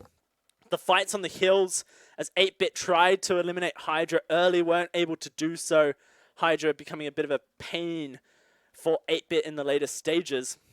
Despite there being 2 pain teams in, seems there were the major pain. And that nade, we saw one. That was huge. Coming through from Cold Blood. Was it Cold Blood twice in a row, actually? Maybe. Cold Blood onto Coming Soon, wiping the team with a single nade. And then the rest of Pain throwing it on towards the sister team, Pain Retribution, to wipe out even more. I don't think they are actually technically affiliated. You don't think? They might be, actually. I mean, they might be. That nade, by the way, bounced into the door, off the terrain into the door. You couldn't have aimed it any better. Yeah. It's such a shame for Pain that they weren't able to clean up those kills, because that could have been lots of kill points going towards them and a safer rotation into the circle. It just didn't work out. But this is why, because GodsReign held such a premier location for so long, but Insidious smokes and vehicles right on up to push on up, and then they recognize that they held the phase 9 circle. Because it closes completely, if you can get towards that middle of the circle, you're in with a good shout. And Insidious have done this twice, by the way, in the competition. First time I saw it was on Vikendi, second time here. They know how the circles push in that phase 9, and they know that they don't have to do anything ridiculous, John. They just have to hold back and wait for the circle to come to them. GodsReign got flushed on out, but not before they put up a big performance for themselves. Insidious, multiple members here on the kill leader scoreboard. 5 for Smokey, 4 for Cartoons, 2 for Omen. Really impressive stuff here. First match of Erangel so hotly contested as well. These northern circles are quite fun to watch, John. Yeah. We've got another one coming up as well. We'll have to see what differences we get in match 4. Yeah, posting up huge numbers, though. I think the story of the day is, of course, Team Insidious. As you can see on our head-to-head, 12 kills on the board. They have had such a strong day at the moment. Won 12 points so far, and there's still another map to go for them. I believe in the first game they actually placed 3rd. Yep. So they've had 3rd, 1st, and 1st. And that is one of the strongest performances we've had. I think HYDRA is the only other team to have done back-to-back firsts, and they came first, 2nd, and 4th, I believe. So if Insidious can come top 2, they're going to beat them out. Would you like to see Insidious get the turkey, or would you like to see another team push up into the first position? I would like to have a really dominant first day for Team Insidious. I think they deserve it. The way they've been playing, the strategies, they've been so decisive, which is, you know, we were talking to them. That's something they really wanted to make sure of, was their calls were clear and deciding. Yep. And that's exactly what we've seen from them. So really nice turnaround coming out. One more map of Erangel, though, to test their mettle. But for now, they're averaging 37.3 per map. 37.3 today. Over 3 games. That's 3 games. That's a ridiculous average per map. I can't believe that. Insidious are literally on another level here. Well, you better believe it. I believe it. I can see the stats. It's just, it's incredible stuff coming through from them. This head-to-head as well, showcasing Insidious's damage across the board, the kills across the board, getting more damage than their kills, so that means that they're really whittling around, down their opponents with shots from long range as well. Yeah, they are, of course, one of the strongest teams in the tournament, but casting our eyes down a little bit lower, of course, we've got a few teams that do need to step up. Of course, Coming Soon, really, really not that great from them. They went out, I believe, in 14th that game, so they have sunk down lower. I think I've got the list here. They are now actually in 14th place, sat on 20 points. That's so sad for Coming Soon. Because they were one of the strongest teams. They were. They've really struggled on match 1 of day 1, sorry, of the semifinals. Now, the good thing for them is instead of playing 12 matches across 2 weeks, they play 16 matches. So there is a chance to really fix what's going wrong for them here on match day 1. Yeah. We'll have to see if they're able to do that, John. Yeah, we have to see, certainly. But if you want to check out some of the best kit on the market for playing PUBG Mobile, you can see Vivo, our official smartphone of the PUBG Mobile Club Open 2019. And if you want to follow Team Insidious' story from group stages to semi-finals and how dominant they've been over the last 2 weeks, head on over to open.pubgmobile.com for all the standings, team rosters across the globe of all 10 regions here, or 6 regions, I should say, on the website. Yeah, and you can, of course, check out all the highlights from the games that we've had so far. You can check out that sick nade coming in to get that team wipe from that previous game. And we'll be able to see the rest of those highlights as well. Head over to the YouTube channel, which, of course, is PUBG Mobile eSports, and you can see it on your screens down below. There's a nice handy link, and you can head on over there. Hit that subscribe button. If you're on the stream, it's right there. Just hit it on. If you're not on the stream, go over to the YouTube channel anyway and hit it. But we are going to head to a break. When we'll be back with the fourth map of today. It's Erangel again, the second serving. Will Team Insidious be able to take that top spot yet again? We'll find out after the break.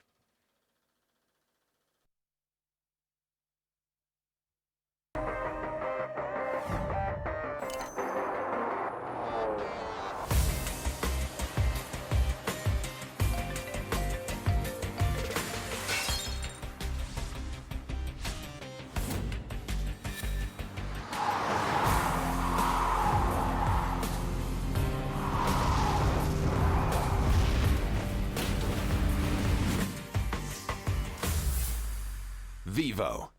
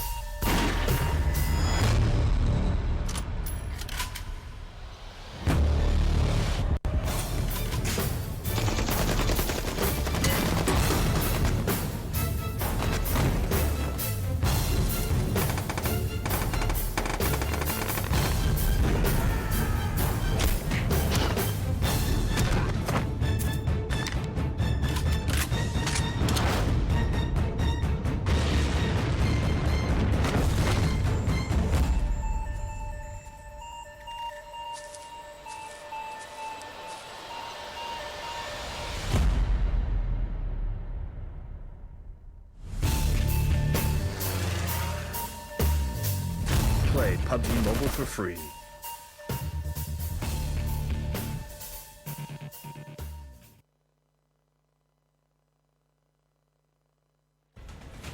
Zombie, Darkest Night, the newest mode in the zombie universe, is here.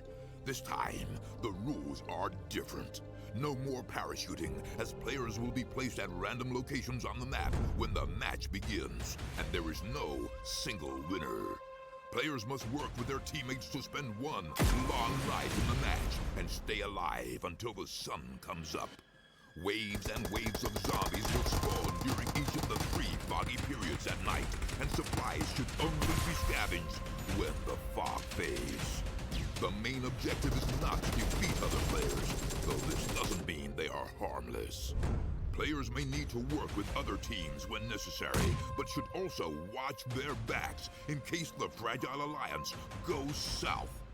This will be a unique experience for every player involved. This new mode also comes with a passive skill for every player. Understanding these skills will be the key to staying alive in this long night. Can you ride out the night?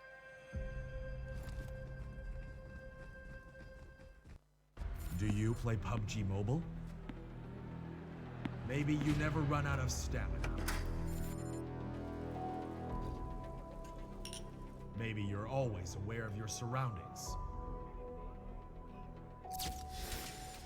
Maybe you're an amazing cook with the pan.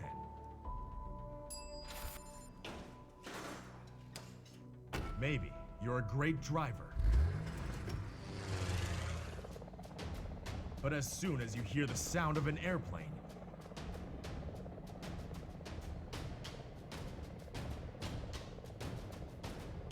you get into the zone.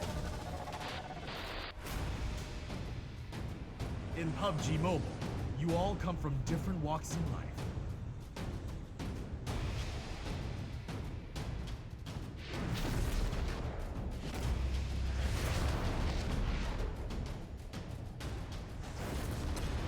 But you face the same dangers on a battleground.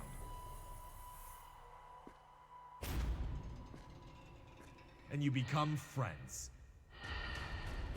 You work together to overcome the obstacles.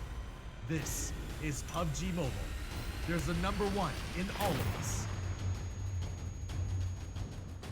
Welcome to the PUBG Mobile first anniversary party.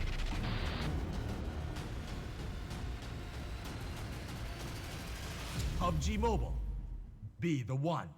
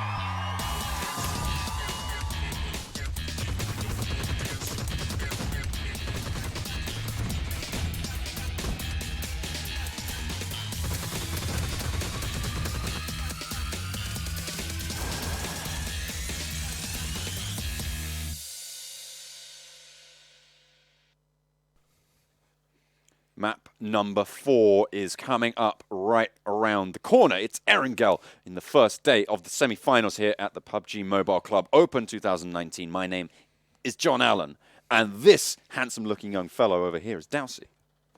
Not so young, but I'll take the compliment, John. It's a nice one coming from you. I feel like it would be nice coming from anyone, but okay, we'll take that. It's all fine. Usually John memes me. He's constantly trying to showcase his high level of wit when it comes to what kind of things he can throw at me. But I mean, if we're going to talk about throwing punches, John, Team Insidious, 2 back-to-back chicken dinners here as they top out the standings with a massive 112 points on day 1. They are on track to get 150 points. If they can maintain their average, if they can hit another chicken dinner, they are looking very likely to be able to break that big old 150. That's unreal. Considering they got 310 points across 2 weeks of group stages. Yeah, I think that the highest in any region in a single day is 153. I'd have to double check that. Total points 153. Total 5 in a single day. Yeah. But I'll have to double check that. So I think if Insidious put in the numbers, they could be breaking another record potentially globally. Like just India in general. Record breakers here in the PUBG Mobile Club Open. Oh, yeah. So privileged and honored to be covering the action here with you, John, as we see India shape up to be one of the stronger regions. And the common theme from these Indian players is that they think they're all right, but they're constantly learning, looking towards China, looking towards the Southeast Asia region, and trying to figure out how those players play the rotations. We look at the bottom of the scoreboard here, GODL, Evil Big Fellas coming soon, and Orb not really having the premier performances they wanted to, which is shocking when you consider coming soon, 5th place team from the group stages. Evil Big Fellas were in the top 10 as well, if I remember correctly. Yeah, it feels to me that coming soon kind of rested on their laurels a little bit. They didn't put in the VOD review work. They didn't go for that research that a lot of these other teams quite obviously have done. Yeah. And they're paying the price for it. I think it's a similar story maybe with the Evil Big Fellas. They're just a little bit too laid back in terms of their approach to it. Obviously, these 8 teams on your screens at the moment, the 8 teams that aren't playing today, so of course they've got 0 points. They're all sat at the bottom.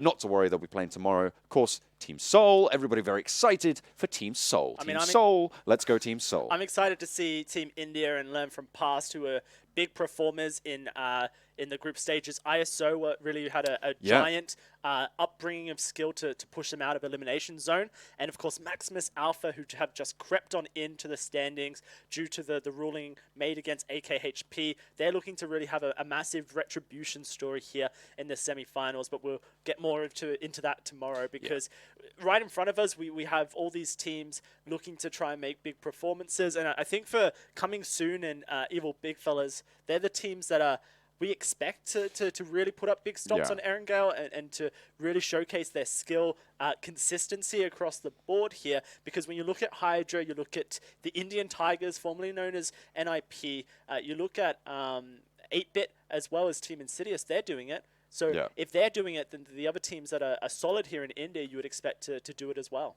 Well, they have to try. They have to put their money where their mouth is. That's true. Fortunately enough for a lot of these teams sat at the top of the moment. But I think the thing on everyone's minds at the moment, Insidious, it is a name that is going to inspire fear in the entirety of this tournament from now on. I mean, the performance that they've had today is absolutely breathtaking, and this deep into the tournament as well makes it all the more impactful because, of course, HYDRA, towards the start of the group stages had a similar impact. They were very, very strong, but as that went on, a lot of other teams were able to step up and match them. But now looking this late in the day, Insidious have gone head and shoulders above everybody else, and having that impact, having that ability to just step up and say, do you know what? We're going to put in this work. We're going to put in the graft and we're going to make it happen. That is what sets them apart at the moment. The question is anybody going to be able to put in the legwork at this stage to be able to catch them up? I mean, we're going to find out on match 4 of Erangel if the changes do come through, if Insidious can be taken out here, because they're looking to try and make themselves the back-to-back-to-back chicken dinner winners in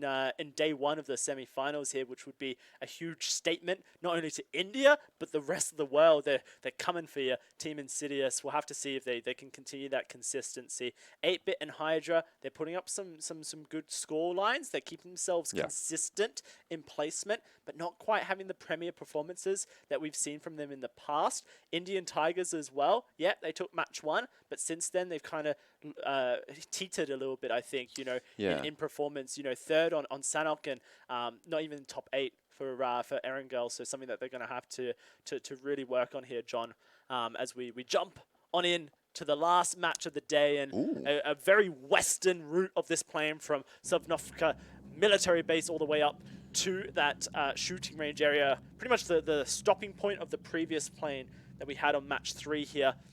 And will people change their landing position? SWAT immediately out, and GODL. And I think there's a third team in there as well, all going towards the military base. Yeah, it's going to be Evil Big Fellas jumping. So that's 3 teams on military base island. The thing is, there's a couple of teams that like to drop Milta. That's going to be very difficult here. So what I'm expecting to see is people dropping on the roads between Pachinki and between Farm. And going for those vehicles. I mean, if you can't take Milta and Mini Milta, maybe you take Novo instead. Have to see how the Evil Big Fellas play it, because they are rooting towards Milta, not actually going for it. HYDRA get their drop that they love, this Quarry Primorsk area. They love to spread around that area, and instead of looting the same compounds, because they figure that no one else drops here, they basically get to loot their own separate compounds as individuals, which gives them a huge amount of loot so that they can come into this Erangel map with basically everything they want. But look at that, they absolutely do have the entirety of the western side of the island to themselves. All the way up, towards even South George in a push as well. And that's a very central circle. That's very kind to everybody going on. It won't be a military finish, of course. The next shift should move it away. Technically could be. I don't rule it out, John. I'm not entirely sure, because I think the second circle could move it. Won't really go for that river zone. So the second circle typically will move up towards the Pachinki, Gatga, or Farm shelter area for sure. That's pretty standard. But every now and again we do see it shift down, hard shift onto military base. So, I mean, you're probably right. It's probably going to wrap around, Pachinki and shelter and ruins area. Well, let's take stock of where Insidious are at the moment on the map. You can see they're in North George. Wow, Payne, who's contesting them up there? That's I'm not sure. 9. Team 9. Team 9. Who's Team 9? Let's have a look. Team 9 coming in. Oh, that might be DAKU, actually. DAKU instead. Up there, yeah, because they took Stauber before, right? Yeah. And now they're fighting Pain Esports for Severny. Interesting choice, but okay, we'll go with it for now. Military Island, taking stock of that. SWAT have dispersed themselves around the south. They have a player up in the north, and they're going to be competing with GODL for that, who have taken that C block area.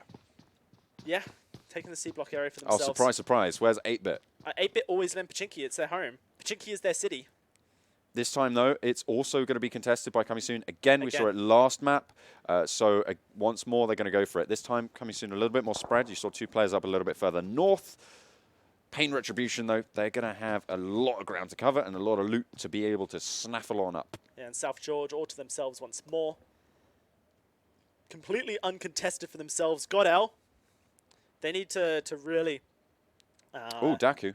Have a good performance here. Yeah, DAKU with Pain Esports in Severny. A knock does come through from the nade, but GODL, currently the weakest performer. They've got military base to themselves, so that's a lot of loot. You would expect that they can make that work for them. There's the confirm coming through. 1 player down for DAKU immediately. Nick looking towards this triple-story roof compound. One of the God tier buildings in PUBG. A lot of people call this God building just because that roof is so safe for peeking, especially in third person. And the stair choke point makes it really difficult for you to actually take people out of that building if they want to hold it. Seems like they have been dismounted, though. DAKU do not want to stick around here too long, because, of course, the circle is going to push them eventually. And Pain know exactly where they're coming from. So it's really, really quite risky. See Nick, who wants to try and go for the shots. He is suppressed at the moment, but they do have the bead on him. So early on as well, a suppressor for themselves is pretty neat. Yeah, that's M4. Really very strong. I mean, the Thompson is also a really good gun on mobile due to its high high rate of fire. Really good for these close range fights. But I mean, after Pain Esports were able to put up such a big performance, I think 13 kills overall, and coming 4th, if I remember correctly, total. Fighting early against DAKU, not really the top agenda for Pain. Of course, they're going to have to do it. They have the weaker side of Severny. Yeah, they are going to vehicle spawns on the east as there is west and north. They are going to get zoned away here. Yeah. It's very unlikely that DAKU can really hold on. The one thing that they do have advantage is Nick is quite far away and Anku's quite far away. DAKU are all pincered into the one location, and so if one player was able to make that flank play, then Pain could actually pincer and wipe DAKU early. Which we were talking about DAKU after such strong performances in match 1 and 2. We wanted to see consistency from them, and right now they're in a position where going out in 16th is a possibility. Over in Yasnaya, you've got Orb and GodsReign, both vying for control. No one really going down too early, though. But they have got a zone within that circle. It's a little bit to the edges, but they are still inside it. Pain, though, they've managed to get a massive flank coming in from Akno. Lancer trying to make a break towards Nick's location as well. But the flank might just be the needle in the side that is going to be able to take them down. Cold Blood still has the hold, and you can see, oh, Rahil, he's been knocked. He's been spotted out. There's a knock going over onto Nick, though, as DAKU trade it back. And they are going 1-for-1 at the moment. Obviously, DAKU already having lost a player, so they are now down to 2 as it stands. Cold Blood has the bead, I believe, on Sagar. Lancer will be able to get his teammate up, so those reses will start to come through, although Nick is pretty much alone and isolated there, so the knock is going to be staying on through. Rahil gets knocked yet again as they go in for the fight. You can see this nade coming in to take Nick out. Pretty neat stuff coming through from Lancer, and then the spray down afterwards. Who is leading in Severny is the question. 2 knocks on the side of Pain, and they've lost Evoke by the looks of it. Dead, wiped. And on the side of Pain, 2 knocks as well. Sorry, I just said the same thing twice. DAKU with 2 knocks. Spray comes through. Cold Blood gets knocked there. I cannot believe that DAKU got away with that. Cold Blood had such a good angle onto Lancer, onto the rest of them. Nick. Lancer looking to go in for the nade. So might be able to land. Nick going to be able to stay safe for now. Yep. Rahil should be able to heal up just that little bit more. Now, DAKU seemed to turn the fight a little bit. Of course, Cold Blood going down. That's a really strong pickup for them. Akno on the flank. I believe he's down as well. So they need to make this break for it. Pain, for some reason, now on the back foot. 8-Bit, though. We're pushing in towards this compound here. Towards Budget Pachinki, I think you called it previously. Yeah. Coming soon. Have control of it for now. That was an interesting nade path. Just looped itself down, didn't it, John? Absolutely. I mean, looks like 8-Bit and Coming Soon have really had a massive push out of Pachinki here, because their Coming Soon lads have made their way down, up to the north of themselves to budget Pachinki, as I called it. And now 8-Bit are really trying to contest him, but already a knock onto Ash here. Looks like it's CS. It's Coming Soon with a flank. How are they all the way over there as well? They've got 2 members all the way to the north across the wasteland, and 2 members in budget Pachinki, and 8-Bit are just caught between a crossfire. They can't go anywhere because Coming Soon are on both sides of them. But DAKU as well, they're still in this fight. At the moment though, Coming Soon, they actually get fragged out. 2 of them going down. This push is really successful. 8-Bit managing to get a lot done. Whoa. Can the confirms come on out? Of course, over in Savani, the blue is going to encroach on this fight. 2 fights going off in very, very close tempo. 16 teams remain, but the first to go out going to be disastrous for them. Coming Soon, though, that's really bad for them. Yeah, the confirms coming through here from Pain as they're trying to take out DAKU in the blue. Really crazy stuff, because they're not being able to get much loot. Not only that, they need vehicles. Sugar's going to try and outrun the zone, ticking away. He should be able to get out, Saga here. But Is he? Can he make it? I don't think so. No! To the blue. To the blue he goes. That's disastrous for Pain. And like you mentioned, Coming Soon push out of their compound to try and take out 8-Bit here, which goes disastrously because now 8-Bit actually have the favorable position. Ash, they do, but Ted is the only one standing for them. No, oh no, they managed to get Riser up. Riser's there as well. The only issue is Ash is down and Coming Soon is spraying, but they've got this little heal line here, which is fine for them. And I think that push from Coming Soon going disastrous, losing 2 members and giving 8-Bit a chance to escape the flank has really hurt them here. Yes, we get, I believe it was DAKU going out in 16th. That consistency not quite there. But now Coming Soon are basically forced to disengage this fight due to the fact that it went so wrong. And you can't be affording to lose members like that. When you have the pincer available, you need to play it smarter. And I think Coming Soon is just a little bit too antsy to showcase that they can be a top team again. And it's going against them. Circle does shift north like you thought it would. Chinky center of it. Yeah. Rip as well. Rip official going to be able to be gifted that drop M249 in the package. Really solid stuff for all these teams here. They're going to have really safe rotates into the center of the map here. The only real hotspot, I guess, is SWAT and SKUL, but they can split it up nicely. Retribution, they're going towards these little strong farm compounds up towards Gatka, just west of where the Pachinki area is. Looks like Insidious may run into Indian Tigers here. No, they're just holding out in case Indian Tigers want to fight, but Indian Tigers are just continuing to rotate to the center of the circle here. They are just chilling. At the moment, though, Insidious don't have any kills. Just going to wait for that one. Where's this music coming from? I guess the tree? The tree. Oh, there's a picnic. They're having a little picnic here. Oh, it's so cute. Oh, Insidious. They're like, we got back-to-back wins, John. Now we can have a bit of a picnic by the cherry blossom tree. That's a beautiful blossom tree, to be fair. Yeah, it's beautiful. I mean, Insidious, that's how confident they are, John. In match 4, after getting back-to-back chicken dinners, they're like, guys, we need to eat these in case we get another one. Sometimes you just want some egg and cress sandwiches. What can I say? You know, you just got to sit down. Why egg and cress? They've got 2 chicken dinners. To be fair, I don't really like egg and cress.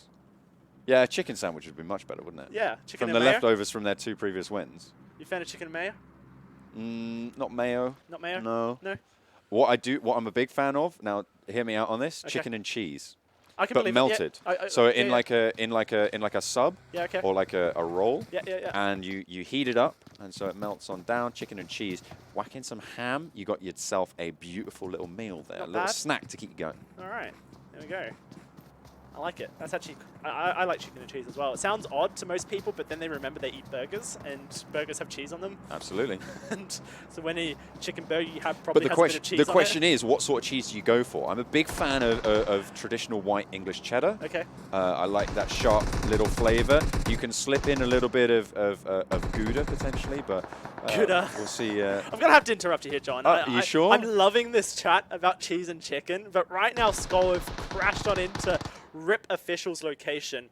Tempest holding out in the broken shack. ZFX are actually rolling up on this as well. Oh, into the 3. crossfire. Viru OP in trouble, but he's going to crash straight into Tempest. Oh, he just dodges down. That's going to be Viru going down as SKUL spray onto the rest of ZFX here. Viru may be the only casualty, believe it or not, in the crossfire. Oh no, there's another one. SKUL They expose themselves for the knocks onto ZFX and Rip with a VSS. They love that VSS as well. VSS favorite weapon for Rip. Tempest, if he pushes up, has an angle here. Does he have a nade is the only question, because a nade across to that shack would be crazy. So shots coming through as well from the Rip guys who are pushing up north.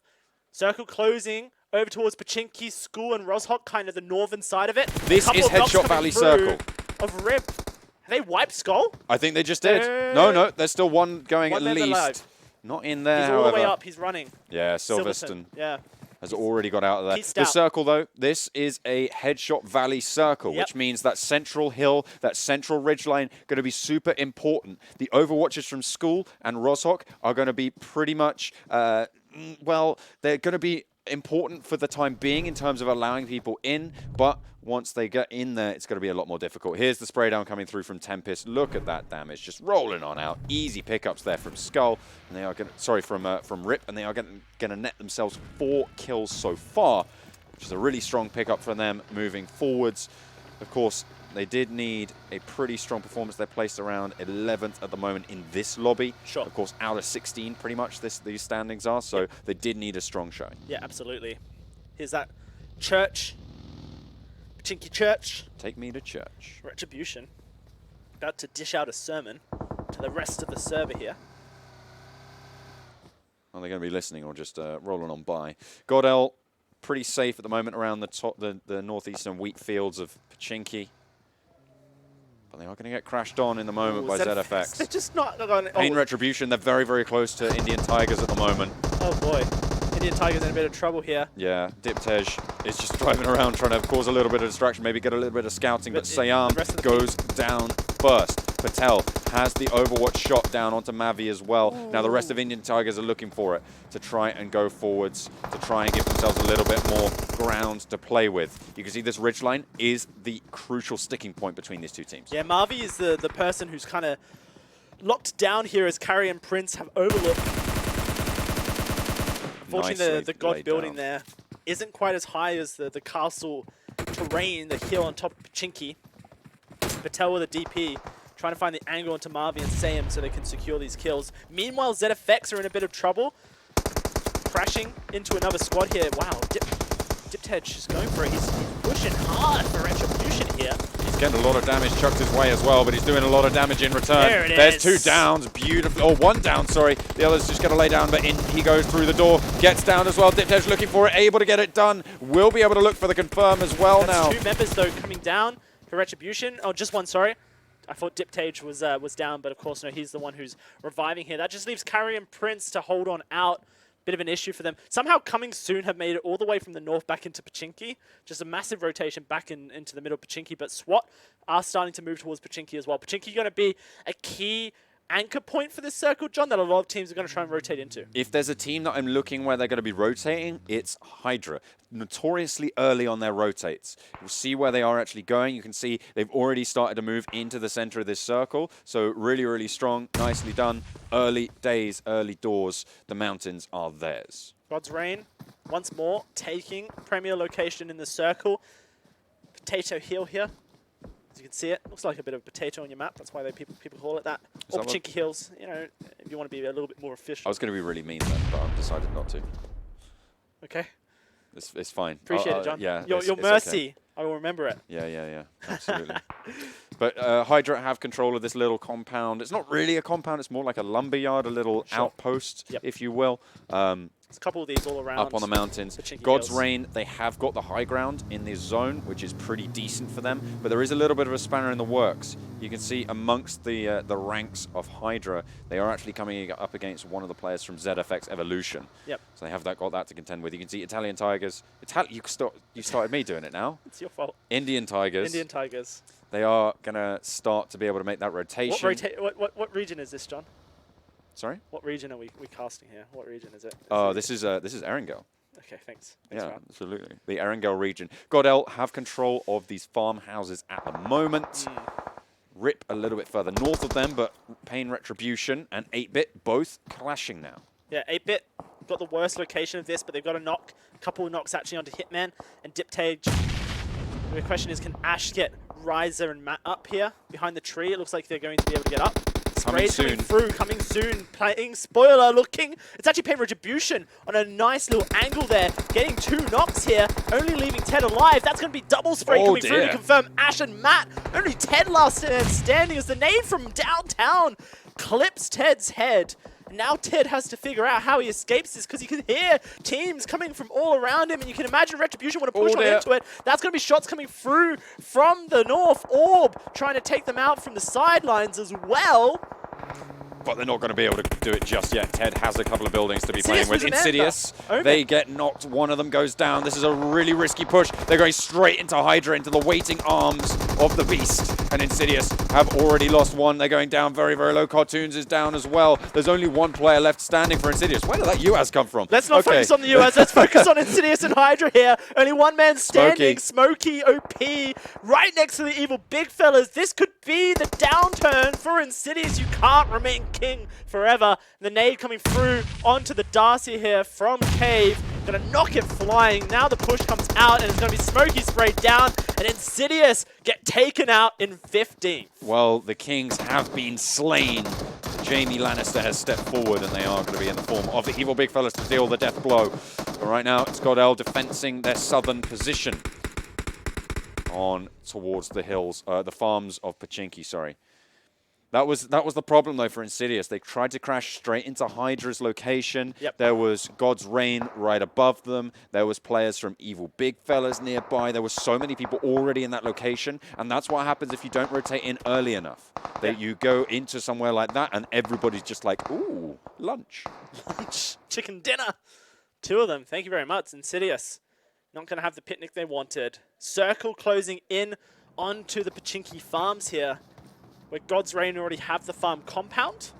And of course the rest of the farmland very barren, very difficult to navigate. Pain right next to Orb on the northern side of the circle here. Very close to the school area, and you can see Gattug trying to peek towards Evoke, trying to find him, maybe go for a shoulder peek, but no, it looks like Orb are rotating around. The smokes are actually being thrown on into the hangar here, which is quite a clever little play for Orb, because it gives them the ability to rotate, and Gattug actually peeks and finds the knock onto Anko. Evoke inside, can he get it? Wow, Gattug can't be stopped. 2 knocks inside it. Only Nick, last man standing inside the hangar, and he's going to get sprayed down by the rest of Orb. Can't survive. That's going to be Orb picking up another swipe, taking Pain out in 14th. A lot of teams still in it. The circle going to be shifting a little bit further north towards the south ends, towards the foothills of this mountain as well. It's going to push everyone into the fields. Hello indeed. I guess that was one of the players' comms, but in they go. Evil big fellas going to try and mount up into GODL. They will take down Assassin. He's super isolated. Indian Tigers going down as well. I think that was a team wipe as well. And now it's just Evil big fellas trying to hold on out. They've got 2 knocks to deal with. And of course, look at that. SWAT right next to them. It's going to be a bit of a farm building. Wow, Ted with a flank! Oh, Ted, get the camera on him. I want to see his point of view right now. Ted, he doesn't want to go for anything. He wants to go for it. He's peeking for it. A and B, he goes for the spray. Patel, can he get Dip Tag as well? Ted going for the 3 kills. Gets 2. Dip Tag, last man standing. Ted goes he gets it! Ted gets the triple, wiping out Pain Retribution. Oh my goodness me. That's Pain Retribution getting bit in the backside. That's going to sting in the morning. Rain, though, is down in the fight with Evil Big Fellas. Still, they have to get 1 more up, and then they can remount. SWAT do have a few more players left standing, I believe, so they aren't going to be there, but Rain looks to be confirmed at the moment. I think Cave Sharko should be able to just peek on out and get that one. That's a very risky airdrop. It's right in the middle of the wheat fields. No one's going to be able to really get to it. It will provide cover in the late game. That's basically its role right now, and if someone can get to it for the cover, they get themselves a tier 3 armor and an orb with suppressor. So, I mean, it might come to fruition later in Phase 6, Phase 7, when the teams are forced into the wheat fields here. But for now, no one's running to it, basically. This is the thing, though. The wheat field finish means that everybody's just going to hit the deck. Expect level 3 backpacks to be littering the field as they all drop them to stay hidden in the wheat. Exactly, yeah. They're going to... If players have got their heads about them, then they just basically take the fundamentals, a couple nades, a couple meds, and the ammo stocks that they need to take maybe 2 fights, and then they snake their way out into the fields here. We've got 10 teams remaining. The circle closing in onto Rip's location here. Rip official in the Grandma house. for themselves, which, I mean, could just be what they need. The Pug looks like he was pushing into Grandma House, and he's taken a lot of damage there. So far, so good for him, but the rest of Orb getting sprayed upon by GodsReign up north. You see Tug wanting to blow these vehicles, but it will cause a chain. I was wondering if it was going to cause a chain reaction there and just blow him up in the sidelines. Oh, Ted still going in, and he is going to get the knock as well. King going low. He is the ultimate third party right now at the moment. 8-bit still stacking on up. Nades chucked on in, chucked on out. Not getting too much done though onto Rip. They are getting rotated on though. HYDRA now have Overwatch. They have a little bit further down, and you can see that center circle starting to get occupied. Ted now. He's going for the camp okay, package. he's gone for the airdrop. That's a suppressor, and an AUG is going to be in there, as well as a level 3 reload on all of his armor. Yeah, okay, that could be pretty influential for Ted. The Snake at the airdrop, already wiping out one team by himself. Evil Big Fellas now making their rotation in the vehicles to the rocks. As HYDRA spray on down is going to be Cave and Spike providing suppressing fire. 10 teams in phase 6 once more. These Indian teams crashing with full force here. You can see on the sidelines, Orb trying to edge the circle into it. Coming soon, still alive as well. Kills coming through as Orb wiping GodsReign inside the building. You see Ted still just smoking up around that airdrop. He is still there, is still alive. Yeah, it's going to be coming soon. You know, they're going to try and push towards Grandma's house, I think, maybe. Vehicle gets blown up and has to hit the deck. Survives for now. A lot of teams starting to go down, but at the moment HYDRA looking pretty strong. They've got that supply line, if you will, of players just moving down that hillside. And GodsReign so low by the tree. Exactly. Trigger with a nade just wiped them entirely. You see they are firing on out. They have a really good position, really very strong. Of course, if there's any game that's going to win, yeah, coming sooner out. That's 7th for them. Better than before, but not good enough to put them back in the running. And that means Ted's now completely uncontested in the middle of the field. Coming Soon was the only team that was really contesting Ted for the longest of time. Maybe SKUL in the south are looking over towards it, trying to find him. But for now, Ted is completely isolated. Talk about a one-man victory for Ted. He's pushing to... Oh, no, okay. Talk about it. It's not happening. He's dead. So you know those sails that you had? Yeah, that wind was just all the way out of those, just taken straight away. But no, we're looking really at HYDRA. Their strength at the moment, really unparalleled. They got the circle. And with GodsReign as well, getting a lot of flack thrown their way, they are going to be really, really well positioned here. You have got a couple of other teams with a shout in, but they have a lot more difficult places to move, and the Overwatch is there for Dryger. Yeah, currently it is Orb and Rip with the circle. Couple members from God in the smoke trying to get the reses, but it's not going to happen. Orb finally takes them out, spraying onto the vehicle, blowing it up in the smoke. Orb doing their best to get on into it. 4 teams remain here as Evil Big Fellas struggling on the sidelines. HYDRA on the north, Orb to the west. Evil Big Fellas to the south, and Rip in Grandma's house.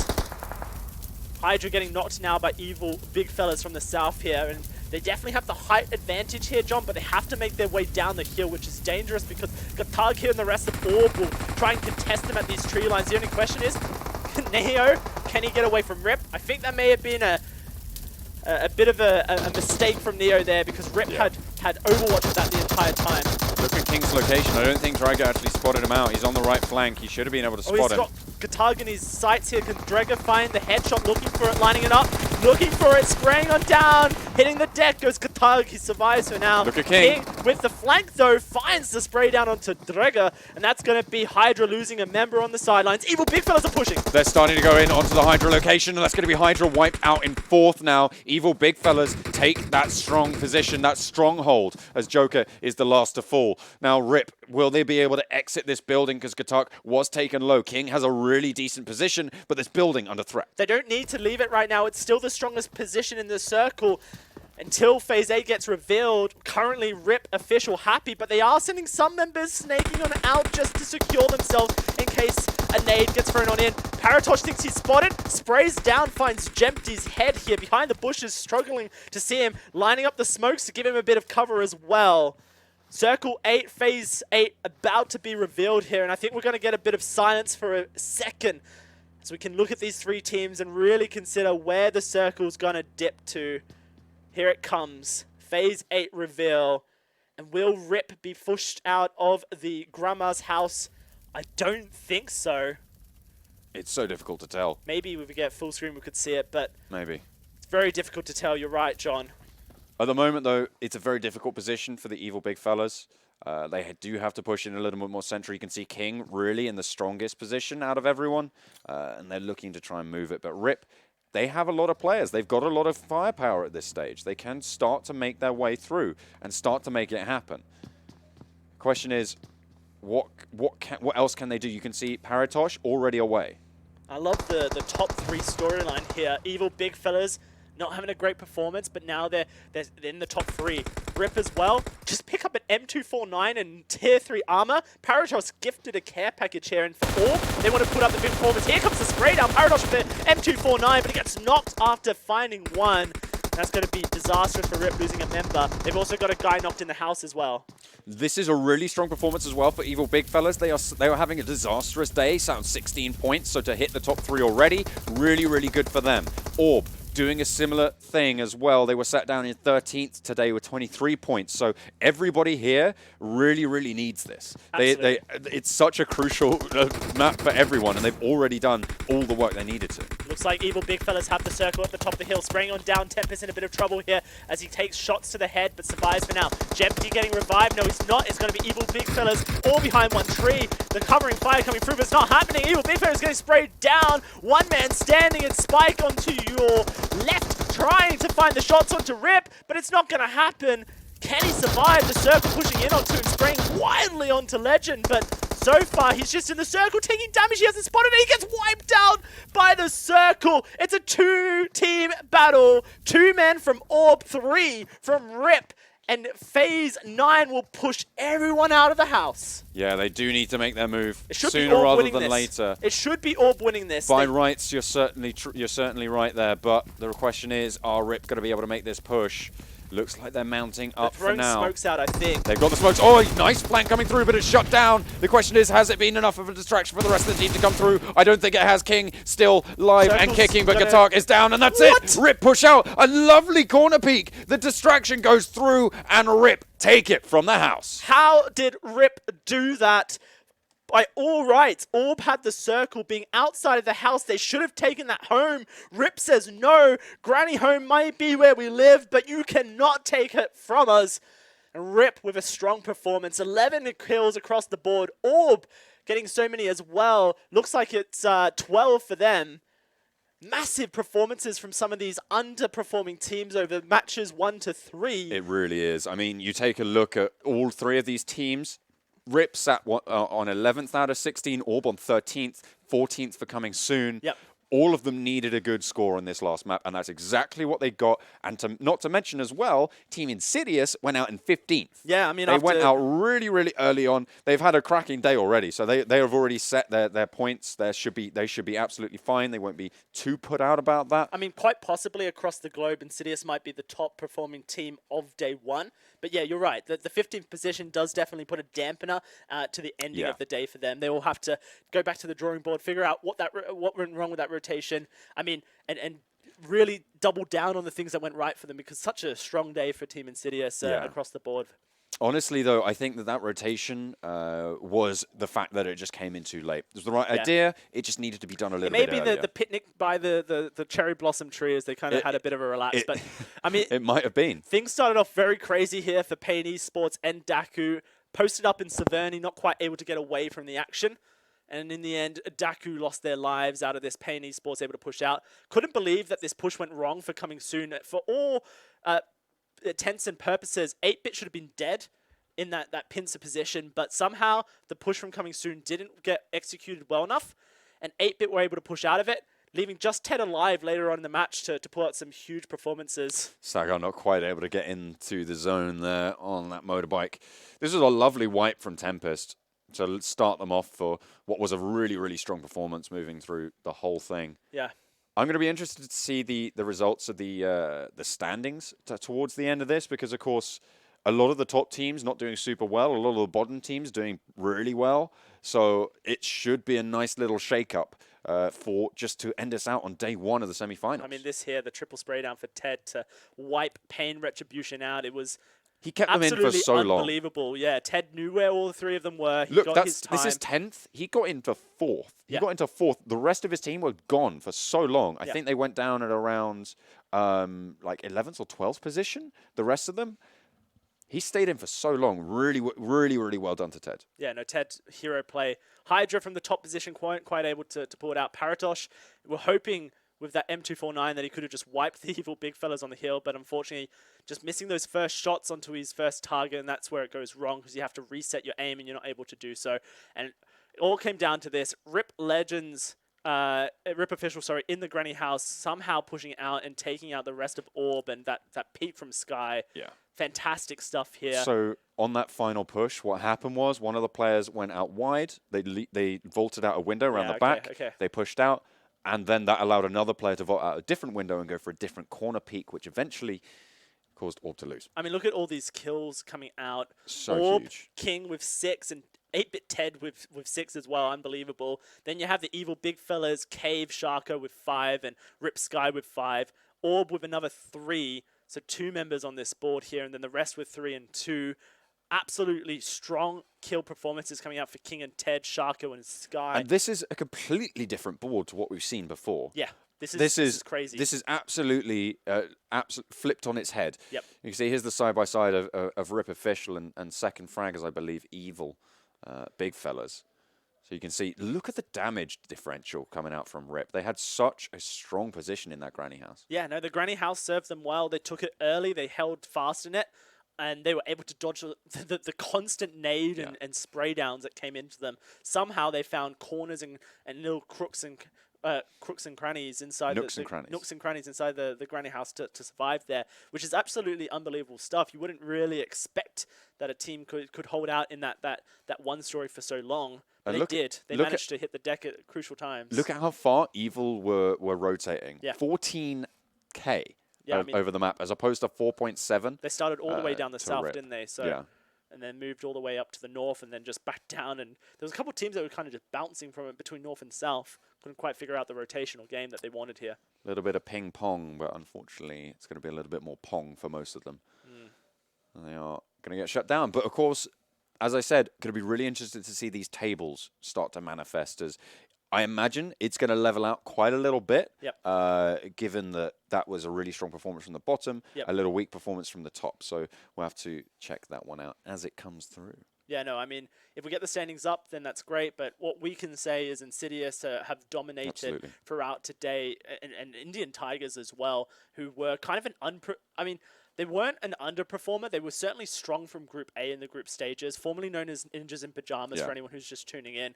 But, you know, they've showcased here today that they're really putting up the stops here to try and take the semifinals. They've done phenomenally. If you want to do phenomenally as well, head over and check out Vivo, the official smartphone of the PUBG Mobile Club Open 2019. It's a real good piece of kit. Go check it out. Yeah, I mean, they're bringing all the action here, sponsoring it out, making sure that you guys can see it. If you want to see more action, make sure you head over to the website where you can find all the standings, the teams, the rosters from across the globe. That's clubopen.pubgmobile.com. And check out the other 6 regions, North America, Europe, the Middle East, the wildcard region, as well as... I'm forgetting one. Oh, what's the other one? Which one am I forgetting, John? Which ones have you said? Doesn't matter. You can find out. If you go there, you can tell me what the 5th region was that I forgot. Yeah, but if you want to check out all the highlights and all the action from the previous days, from the group stages, from everything so far in this tournament and everything yet to come, you can head over to the YouTube channel, PUBG Mobile eSports, and you can hit subscribe and you can just check it on over there. Of course, staying up to date with all of the other regions as well. But that is going to do us for today. Thank you so much for tuning in. It's been so interesting, so exciting. I mean, Team Insidious have just showed that they are one of the top teams time and time again in India, from the group stages to the semi-finals. I'm really looking forward to following their progress here over the action. I mean, we'll be back tomorrow, John, for some more action. I can't wait to see which teams top it out. And we get Miramar tomorrow as well, so that's pretty exciting. It's going to throw a spanner in the works, but I've been John, Alan, this has been Dowsey. We've had such a great time. Thank you so much for watching. Make sure you come back tomorrow for the same caliber of PUBG Mobile action, where we'll rejoin you with the semi-finals.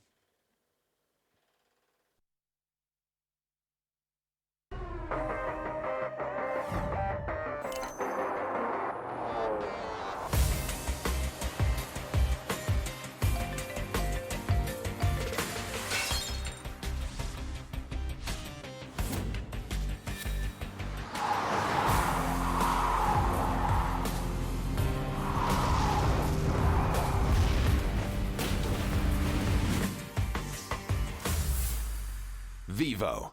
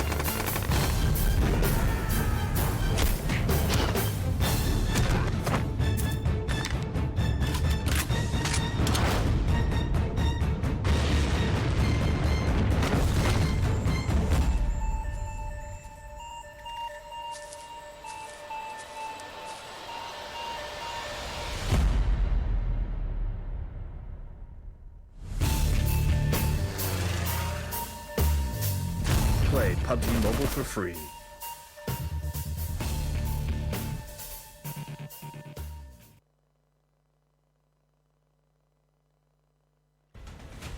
Zombie, Darkest Night. The newest mode in the zombie universe is here. This time, the rules are different. No more parachuting, as players will be placed at random locations on the map when the match begins, and there is no single winner. Players must work with their teammates to spend one long night in the match and stay alive until the sun comes up. Waves and waves of zombies will spawn during each of the 3 foggy periods at night, and supplies should only be scavenged when the fog fades. The main objective is not to defeat other players, though this doesn't mean they are harmless.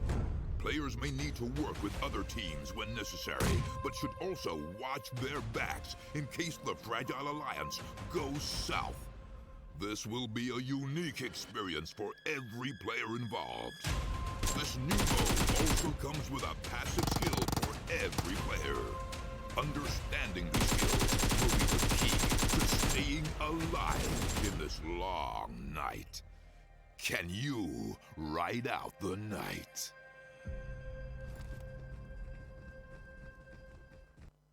Do you play PUBG Mobile?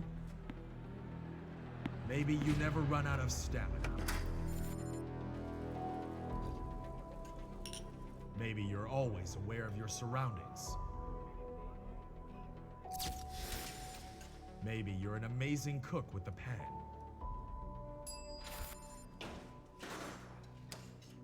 Maybe you're a great driver. But as soon as you hear the sound of an airplane,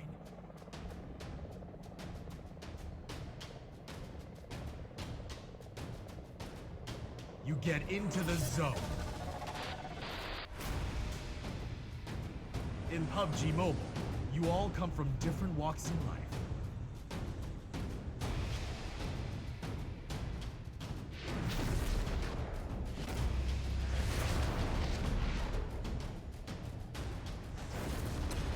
But you face the same dangers on the battleground.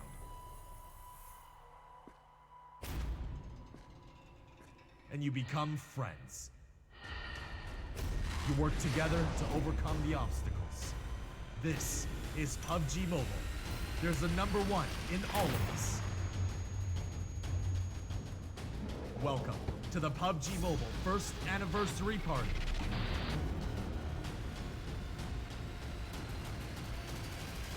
PUBG Mobile. Be the one.